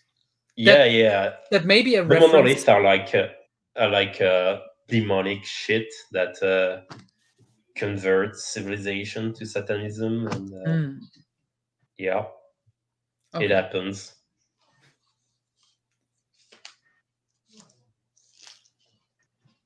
Is there anything else in book 1 that's like noteworthy? I'm not sure about book 1, but between book 1 and book 2, you have Arun going to another dimension. Nice. Basically, the dimension of Waru in the Crystal Star. He probably sees Waru, by the way, but doesn't recognize it. Oh, the anti-force dimension. Yeah. So it's called Dark Ilathurion. I'm not sure if that's again a reference to something, or if it just thought that sounded cool. And yeah, so he mixed with an ancient robot intelligence, and that intelligence reveals a lot of the cosmology. I mean, this part isn't terrible. It's arguably the closest you get to a story in the book. And yeah, so that kind of, and well, book 1 and 2 conclude with, well, they lead into book 3, which is basically a fever dream. If the Book of Revelation was Star Wars. Yeah, so well, in book 1 and 2, I think that you start to get the idea that humans are from outside the universe. And well, that they were also a very ancient civilization that were a lot more advanced. Some of them exist in the present day, like the Gree. And well, you learn at the beginning of book 3 that this civilization are the firstborn. Book 3, I guess it could get its own episode. I hope. There is a lot to unpack. Probably. If I manage to survive, you're not allowed to stop until you get to book 3. Yeah. You have to read at the very least the first chapter of book 3. Okay. You haven't read Supernatural Encounters until you've read book 3. Books 1 and 2. The guy in the van is going, "Hey kids, I've got candy." And book 3 is when you wake up in a cellar with your clothes stripped off, attached to a cross. Yeah, and there's a video and a lot of various instruments. Yeah, you're about to have fun. Or not. Yeah. Sounds awesome. But I must say, as a reading experience so far, there's chapters in here that are like 5 pages long, and they took me 45 minutes. And you know how fast I usually read, so it is quite painful. Not gonna lie. At the same time, I'm reading Kevin J. Anderson's Dune sequels, which are terrible, and Jimpad in chat is also reading them. And as he told me, the next chapter I have to read includes a reborn baby Baron Harkonnen shitting and farting at his enemies. And that sounds more enjoyable than supernatural encounters. How's it impacting on your depression? It's not doing me any favors. I mean, but again, if you just read it before you'd purged your system of expanded universe dopamine hit, it might have actually cured your depression. I don't know about that. We will never know now.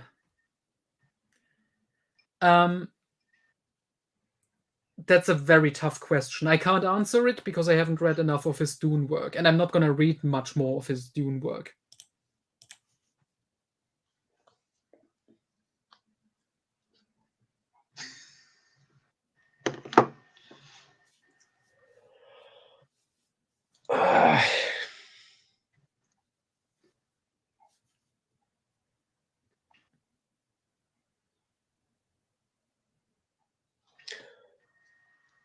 Yeah, so about the... I'm not sure if you've gotten to the extra-dimensional stuff. Not really. There was slight hints. They began talking about it. They referenced that shitty Ewoks droids crossover comic where 3PO and R2 travel back in time or forward in time to Endor. I don't remember. I'm not sure. I don't think I've seen this one.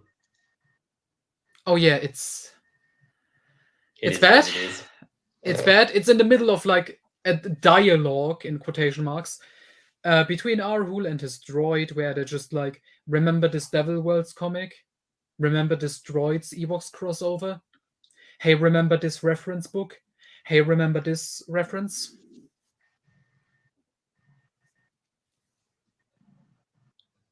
It honestly makes me feel better about my Jedi Prince shitpost. I thought that was honestly, I thought that was perfectly reasonable. Thank you. Yeah, I was trying to write that shitty. So it was fine. Like I could have read that to my daughter at night, like, and we would have enjoyed it. Like, it's better than Young Jedi Knights. Thank you. That's nice. Young Jedi Knights killed my daughter's interest in Star Wars. It's that bad. I love Young Jedi Knights. You need to reread Young Jedi Knights if you still love Young Jedi Knights. No. Dan and Pico managed to ruin it for everybody.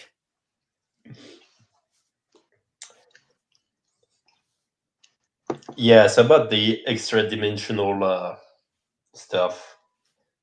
So the book has a lot of weird ideas. Like the Star Wars universe is only made up of one galaxy. Oh my god. And a lot of tiny dwarf galaxies that orbit it. Do you think Joe was angry that he had to keep the dwarf galaxies because we see them on a monitor in Attack of the Clones, I think? Yeah, I'm not sure about that. I mean, why at the beginning? I'm gonna assume this has to do with his personal beliefs again. Why do this? Why establish there's only one galaxy? So can we talk about his reasoning for this? Because he gives it. So his argument is the hyperspace barrier. He goes, there's literally no neighboring galaxy apart from dwarf galaxies. A Sky River exists within its own dimension. This was established in the Essential Guide to Warfare, Author's Cut, which I think was was that an online? Allegedly. That was online, wasn't it? There was like the online supplement or something. When historian Innsmouth Bowen said the Celestials engineered the hyperspace barrier that surrounds our galaxy to protect themselves or our galaxy from invasion. Now, it's true that they could have come from a neighboring dimension, as the human race did, but travel between dimensions. Yeah. So the argument seems to be, because there's a hyperspace barrier that surrounds our galaxy, there can't be any other galaxies. I don't understand that at all. Yeah. Why can't there just be a barrier that surrounds our galaxy and other galaxies outside that barrier? Yeah. So, first off, I so think it's like saying there's like a wall around Mexico from the US, so Mexico doesn't exist. Yeah. Yeah. I don't get that. Yeah. So I think this is like a big contradiction with NGO to begin with. Yes. Like, you can cope that they're from a dwarf galaxy, but I think that was a big inconsistencies with the idea that the NGO authors wanted to push, with the Vong being completely alien from outside the galaxy, and yet somewhat similar in the. But as we know now, they are just Sith slaves. Yeah, basically. Well, that happens very late, but I guess we'll get there. Yeah. So you have only one galaxy. That was this is spoilers for the beginning of book 3. Okay. So this is a new dimension that was created by the Celestials, who are basically angels. 4 named biblical angels. So that happens. So it's a creation of the Celestials. It's not directly created by the Father of Lights with God. But, God created the prime universe, and he started with flat Earth. Because the humans, they're from flat Earth. The Garden of Eden. This is like from the first page of book 3. And so you had the fallen angels sowing discord.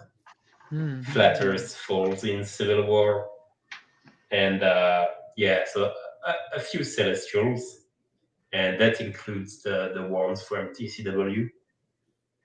They decide to create their own dimension. It's a pocket dimension where they will bring some beasts and stuff and make them into other species.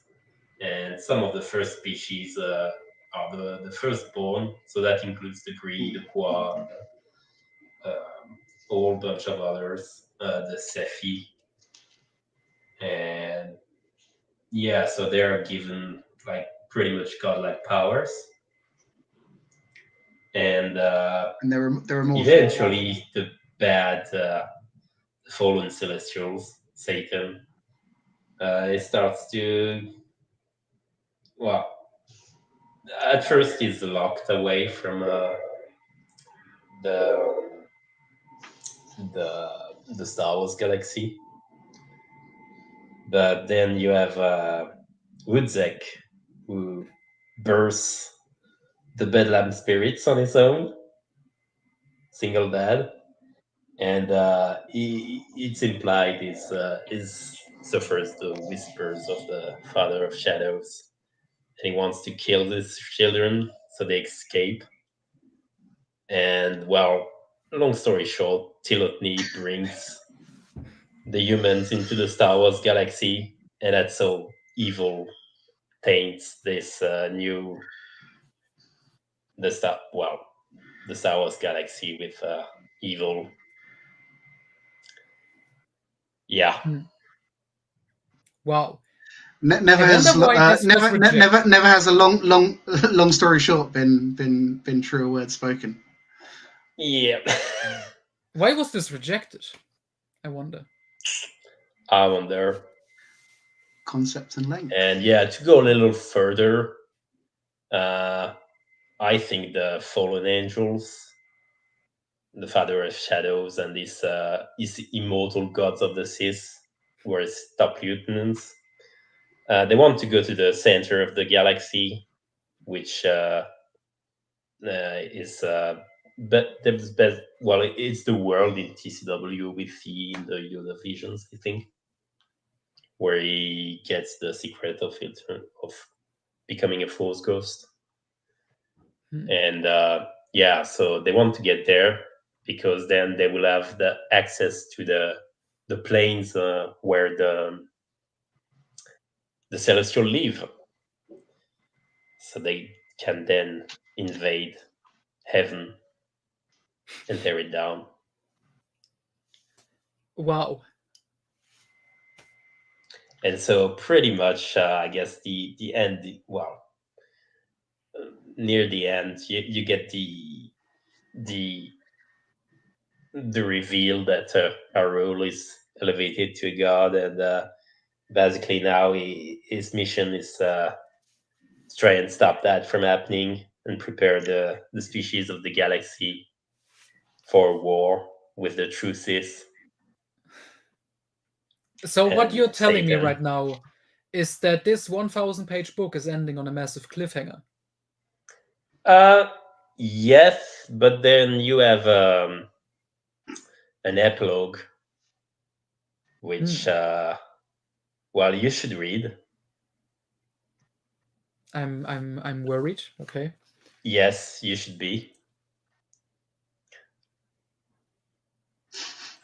So in that epilogue, basically, you have Anakin and Luke returning. And so this is sometimes after the Legacy comics.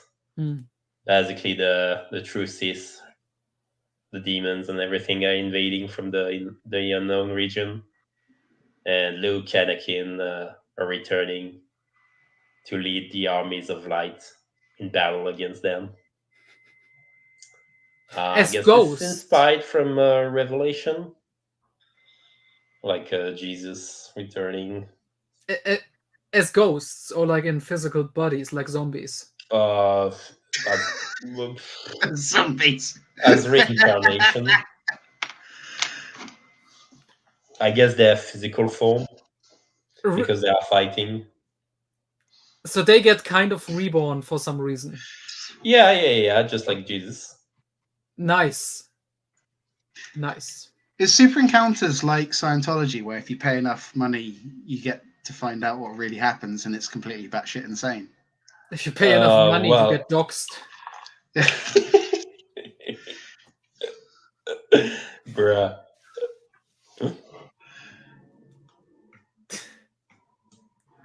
This is what George Lucas always intended, Noah. Clearly, as we know, he's like a Christian Buddhist. Christian Buddhist Methodist. He probably also thinks that evolution is a fantasy and that there are no intermediate species, and that the moon landing was a hoax. That was what I always took away from the original Star Wars trilogy. This is such religious propaganda. Yeah. So it's another thing. Like, the book is insanely repetitive. Like you have like a civilization getting either going straight to Satanism, demon worship, and stuff like that. So that happens to the Sith, basically. While the Erythros, like the original Sith race, or they become atheists. And the atheists, some of them at least, are always in league with the demon worshipping Sith. Just like in real life. Just like yeah. And so the civilization fall because they don't believe in the Father of Lights and his Celestials. And that happens again and again. Just like in the video that Joe Bongiorno recommends, Evolution's Achilles Heel, which has 15 PhD scientists. And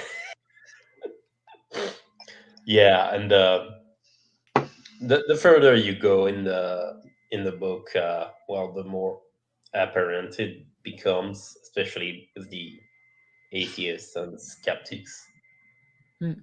So you get the idea at the end that the galaxy is in a really advanced state of decay. And yeah, I agree with that's probably the only thing I agree with, that the Star Wars galaxy is in a state of decay. We knew that from like the last 10 years of publishing.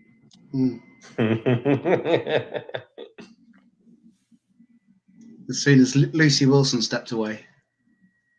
Yeah, but what does she know? She's just a Kathleen Kennedy drone, right?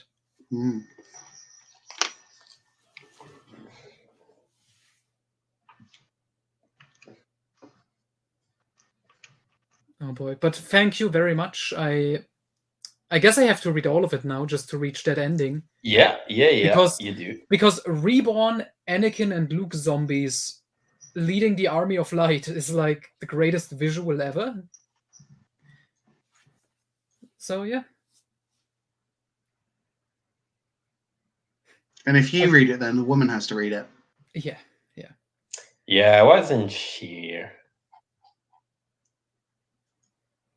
She has to work. Rip. She can enjoy my suffering, but it's fine. Well, hopefully this introduced supernatural encounters to a whole new audience. To the German audience, who mostly definitely also doesn't know like what the hell is this. This is also why I haven't like read it or like posted a review like I did for Lightsider or Heart of the Jedi, because first off, shit.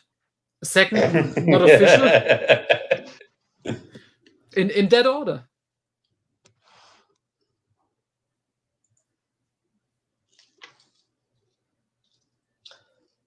All right. Cool. Are we done here? An hour 50 minutes in? Yeah. It's been really fun. I hope we can come back to tackle book 2. So how would you rate the first book? The first book? On a scale of Apocalypse to whatever, to I guess the Unifying Force or whatever your favorite book is. Oh my god. It is utterly stupid, but it's not the worst yet. I know that. The worst is yet to come.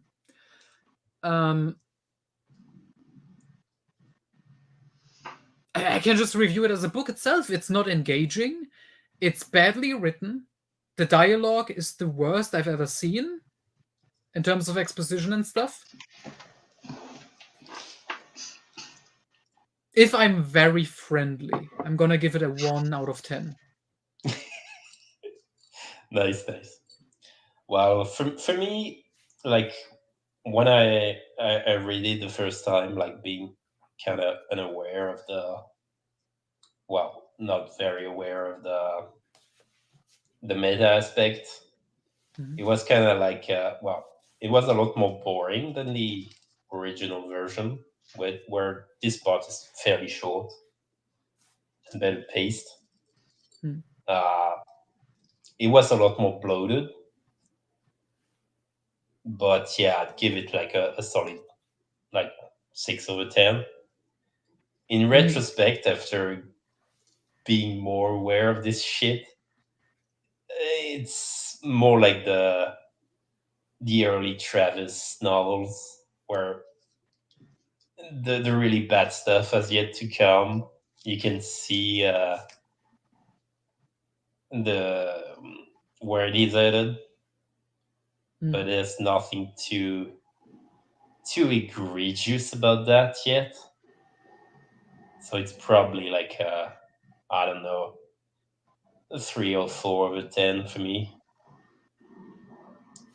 Okay. But the overall book, like if I had to rate it like as a FanFiction, not to take it too seriously, probably a 2 or 3 over 10. Okay. Because there are some ideas I like. But just like Nick Queldroma. But yeah, that's like a negative 10 over 10. But just a reminder, there are people who consider this the best Star Wars EU book, which is impossible because it's not an EU So book. if I had to rate it like a real Star Wars EU book. Yeah, this is worse than Apocalypse. Yes, because I think there is a lot of really fucking stupid shit. Like if this was the basis for the next Star Wars book, it would be a fucking disaster, like worse than Disney. I think if you consider like the path Karen Traviss was going in, and the Imperial Commando was sort of her fifth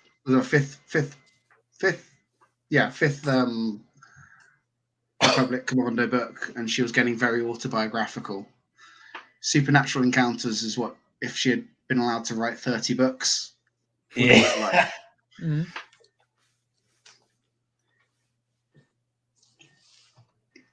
The Descent into Insanity. As an EU book, I would rate it like a minus 30/10, something like that. Like really, something really, really bad. That would completely, if you were to do an average of all the Star Wars EU books, this single book will like fucking doomed. Yeah, and I guess I just completely disagree with Joe's epistemological approach. So he talks about the fact that the expanded universe is divided between the materialism of Bantam and the Dark Horse comics versus the sort of the supernaturalism of the Marvel comics, including Marvel UK and Fate of the Jedi. And from that perspective, I can just point out the fact that the Marvel comics weren't part of the continuity. They weren't part of the expanded universe continuity. You had sort of people like you had people like what's his name? So Alan Kausch, who's the Lucasfilm continuity editor in the 90s. He said that sort of what we call canon is the screenplays, the novelizations, the other core works that are directly tied into continuity, and then the marginal things like the old Marvel comic series that we really don't try to work into the continuity when we're playing new projects. So you had the expanded universe as a joined up continuity was this thing they came up with in the 80s. This joined up continuity, and they sort of started there from year naught, and they had the Bantam comics and the Dark Horse comics, and they tried to bring in the stuff they liked from before year zero, and that was stuff like the Archie Goodwin comic series that they reprinted onto Dark Horse, and Brian Daly novels and the Lando Calrissian novels, and then the stuff like the Marvel comics and the sort of the zany stuff that treated Star Wars as a blank canvas to tell zany sort of zany sci-fi stories with a vague Star Wars flavor was not part of the continuity, man. Mm-hmm. It was a lower tier, and they sort of, and that thing later became what they call S-canon, and it still means like it's something that you can ignore or bring into as you see fit, and it is a lower form. So in an argument where these two things come up against each other, the sort of the materialism, and what I mean by materialistic is it's grounded and natural. It's not this is a weird wacky world where supernatural things happen. The Bantam and the Dark Horse comics are kind of, they're sort of normal hard, or not hard sci-fi, but they're not sort of zany supernatural things happening, with the exception of Crystal Star and weird wacky things. It's not like the crazy Marvel shit. Which to sum this up, like saying it more simple, he takes the old stuff also way too seriously. Devil Worlds is the prime example, because while I do enjoy them, Alan Moore wrote them probably over a weekend being hardcore drugged as fuck. Yes. And he probably doesn't remember even writing them or giving a shit that he did. Yeah. So yeah, I disagree with the idea that this is the heart of the expanded universe and that this is what the expanded universe is all about, because this is the stuff that for forever was ignored in the main continuity. It is relegated stuff, you know. and stuff that like a completely drugged up British man came up with. Yeah. And the metaphysics, the metaphysics of the prequels and the metaphysics of the New Jedi Order, and the authors that understood and spoke closely with Lucas, like Stover and Lucino, it's a naturalist worldview, and it's naturalist metaphysics. It's not weirdo supernaturalist shit. And you already get that just if you compare for this me, to if the it movies. was just can I continue? Like for me, if it was just that wouldn't necessarily be a huge problem. But I don't think he really understands the the Christian shit just doesn't work with Star Wars at large. Because the supernatural stuff we've talked about, it was S canon, but even if it was C canon, I think this is used by Joe to as a Trojan horse to bring the biblical shit into Star Wars, and this is really the fundamental problem I have with this work. Because you can write a goofy ass supernatural book. It doesn't bother me all that much. Like Crystal Star, well, it is what it is, but I don't find it really offensive or creating. Well, Noah thinks it's a top 20 EU novel, don't you know? Which problem one? Down the line. Crystal Star. Oh, Crystal Star. Oh, it's my number one in my heart. Okay, I want to point this out. I love the original Marvel comics, but they were like crazy, like comic schlock of that time because they didn't have like the Star Wars tone figured out. But I think that that's sort of like a blank. That's sort of a blank canvas with a Star Wars flavor that people used to tell sort of zany 70s, 80s sci-fi stories.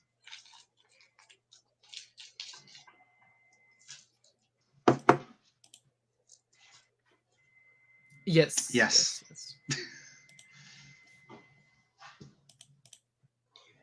And the other thing is that a lot of people really want this book to be canon.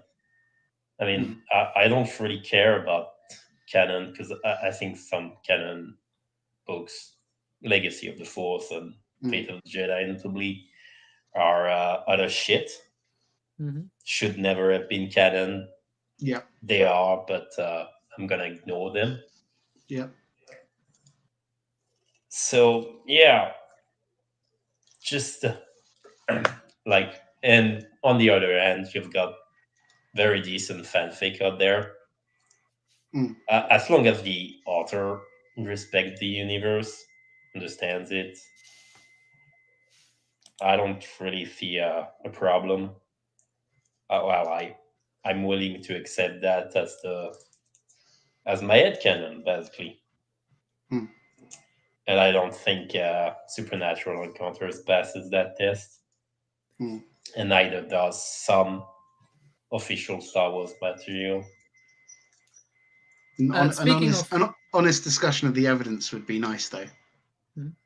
Speaking of sword and sorcery stuff in the Marvel comics, remember like the 2-issue story arc that was literally just repurposed panels from John Carter of Mars by, I think, Chris Claremont? Heart and soul of the expanded universe. Indeed. So much love and effort went into that.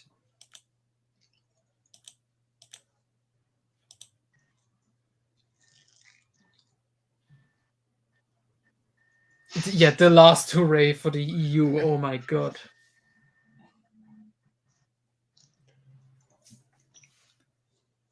I mean, it does encompass everything we complain about in like the last decade of the EU, with like authors shoving their own beliefs in there, which are just wrong, like Denning or Travis, and doesn't fit, and like full of retcons and bad writing. It's actually kind of perfect in that way.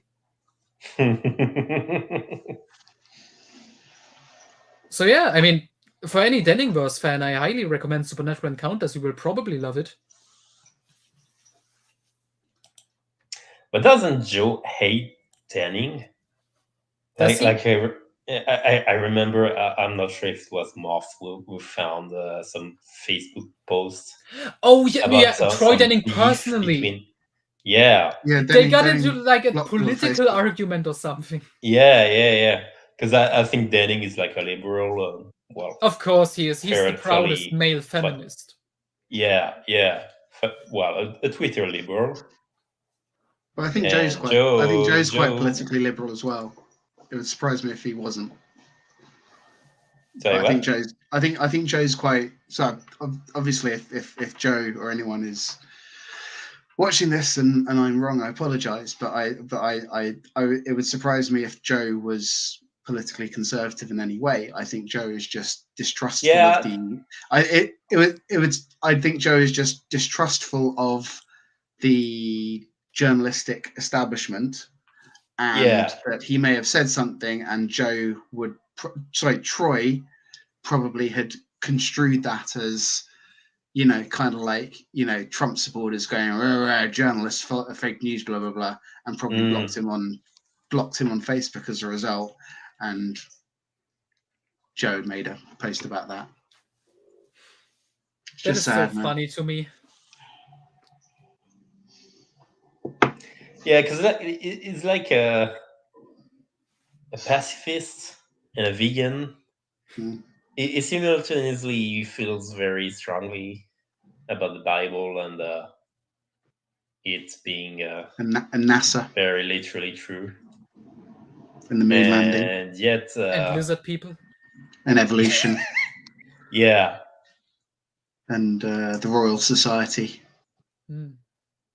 A bit like AEP, I guess. Not sure if that's a good comparison, but yeah.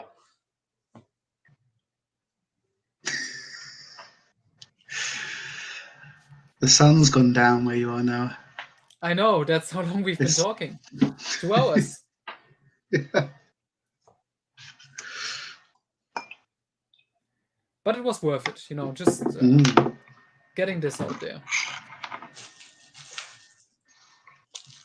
I hope this exists as a companion piece to the 73 hours of Superilliterary Encounters, and yeah, we're gonna have to.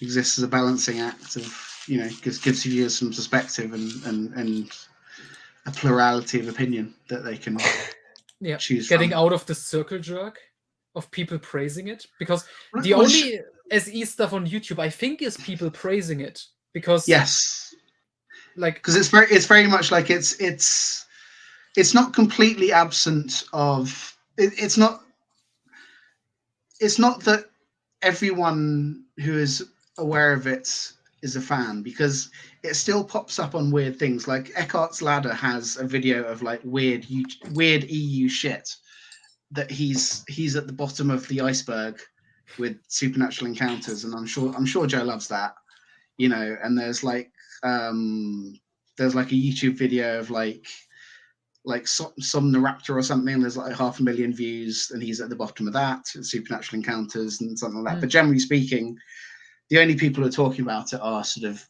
universally positive about it, because they're the people who are still interested in it, because everyone else has moved on. And anyone who's not interested in it has moved on with their lives. The idea of people being fascinated about it in a critical capacity is an abnormality. So hopefully offering some critical perspective is interesting for some viewers. Mm-hmm.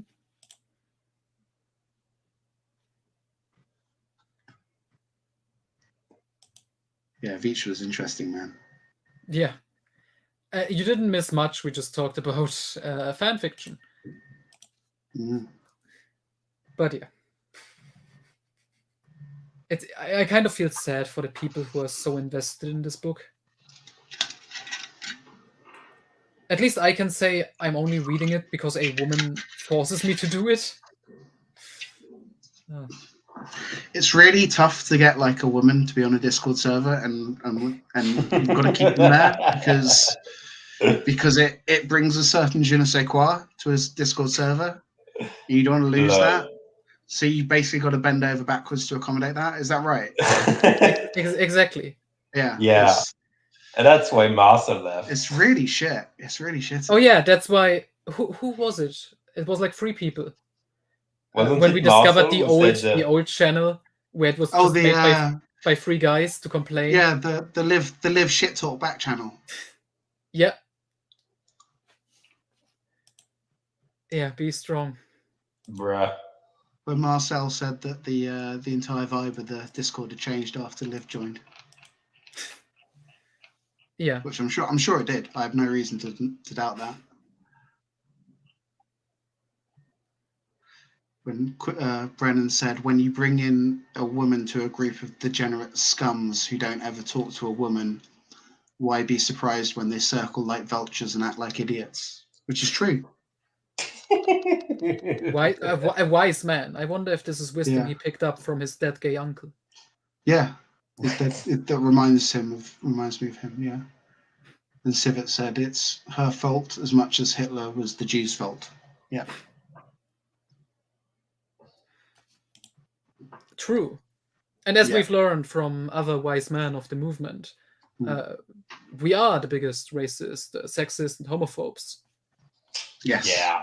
I mean, where's Fabigon? He's the biggest example of homophobia. I mean, I used to like gay people before I met Fabi, so...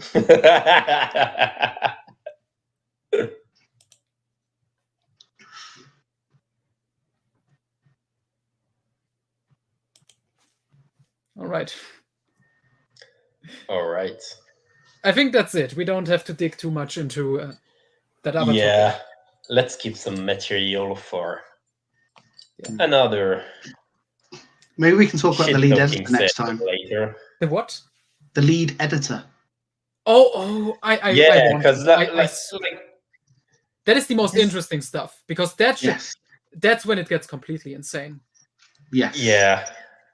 Because like you got to book 3 and 4, and you thought you've seen all that there is to see, and then you read about Darth Dreadwar. You find his Twitter account, and I mean, I think Supernatural Encounters really deserves to be at the bottom of the Star Wars iceberg. Sorry. Yeah. I feel like there could be a Supernatural Encounters iceberg, specifically. Mm-hmm. Yeah. But remember, we are just obsessed with it and stuff that we look so deep into it. You know, looking up the people working on something, that means you're deeply obsessed, like unhealthy. Like, and it's fun because it's so much more interesting than anything in the book. When is the next US presidential election, by the way, that he's gonna, Well, no, I don't think he's old enough to run for the next presidential election. There's a. Hang on, I can look it up. How old to run for president? 35, I think. Yeah, he's so.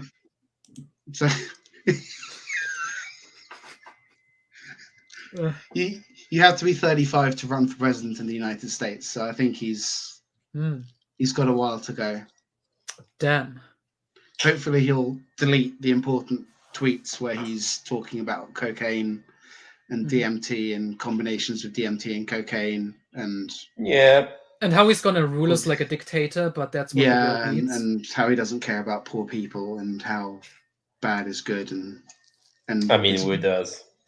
And his and unironically calls himself a Satanist and a Sith Lord.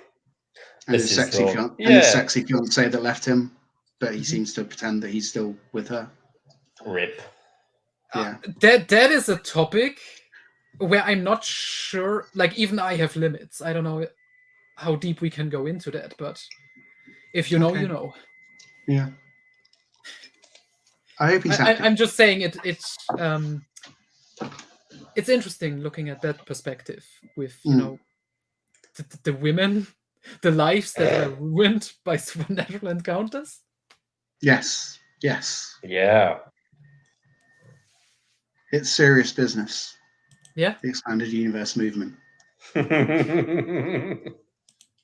Of which you used to be a leader, Noah. Oh yeah, totally. Whether you liked it I or mean, not. I basically created the European equivalent of the literal EU movement. Yes. Bruh. Like Acts chapter 2. Mm-hmm. But to end this on a positive note, I like, well, not positive, but just fun. With how things are going, I like that I created like a second movement, and it's all Europeans. And then the original is just the Americans. Yeah, I guess Liv is a honorary European. Oh yeah, sure. We have to give her the title just so. Yeah, the certificate. It works. According to them, I clearly am. What are the 3 stages of Noah? It's like meeting Noah and realizing he's not a Nazi, and then later on realizing he is. Oh man, I'm still, by the way, just randomly, I'm still waiting on that documentary about us by the famous Only Good Games. Only Good Games. Mm-hmm. I wonder when he drops it. I'm really hyped about it. Who's he promised it like months ago. Oh, you know the guy that on the Indian Josh on our Discord hates. He went into like a discussion with him because he acted like a pervert. And then insulted everybody and was like, I'm gonna beat the shit out of all of you and gonna upload a video exposing what trolls you are. I did. I watched Brennan's interview of him the other day. I mean, I'm a bit of a troll, but I'm not sure what this is going how to was bring. The interview? He looks like Andor. That actor? Yes. Okay. Bit of a budget Andor, sort of, you know. Mum, I want Andor, and then Mum says, "We've got Andor at home." Well, the one guy claims he's gonna do a hit piece. There's also another guy. I'm just not gonna name names, but I'm just gonna refer to him as Lolcow. I think that's fair. Who says I'm just a little man on a paper trip, which I'm assuming he meant power trip, but writing is hard. I'm not. It's the guy who's like wearing winter clothes in his apartment. Oh, he's the one who thinks I'm a gigantic racist. And yes. Yeah, because you call Mexican people terrorists, which is apparently a cliche. Is that even yes? Like a common the person I didn't know was Mexican, and he apparently isn't Mexican. Mm-hmm. Yes. Yeah, fun stuff. I just can't keep up with this stuff. Mm-hmm. We had to create a wiki page just for this type of stuff, and we still have to fill it out, you know.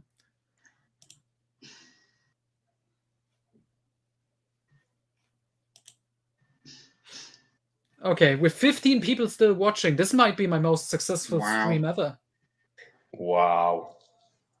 Yeah. So again, this just shows how. I wonder if we beat the concurrent views of Superilliteracy encounters. Yeah, we shall see.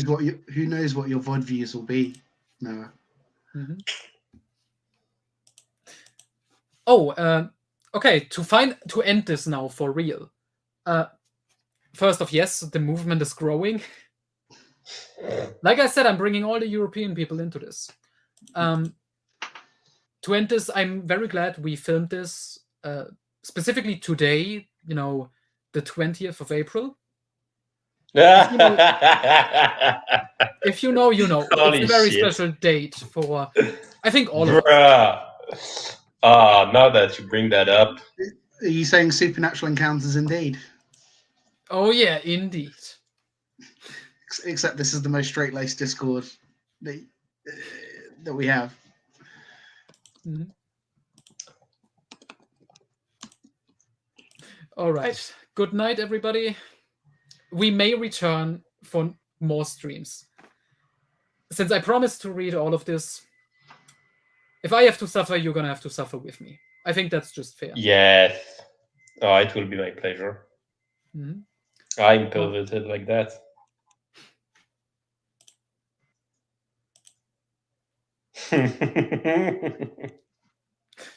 Okay, goodbye. Yeah. See ya.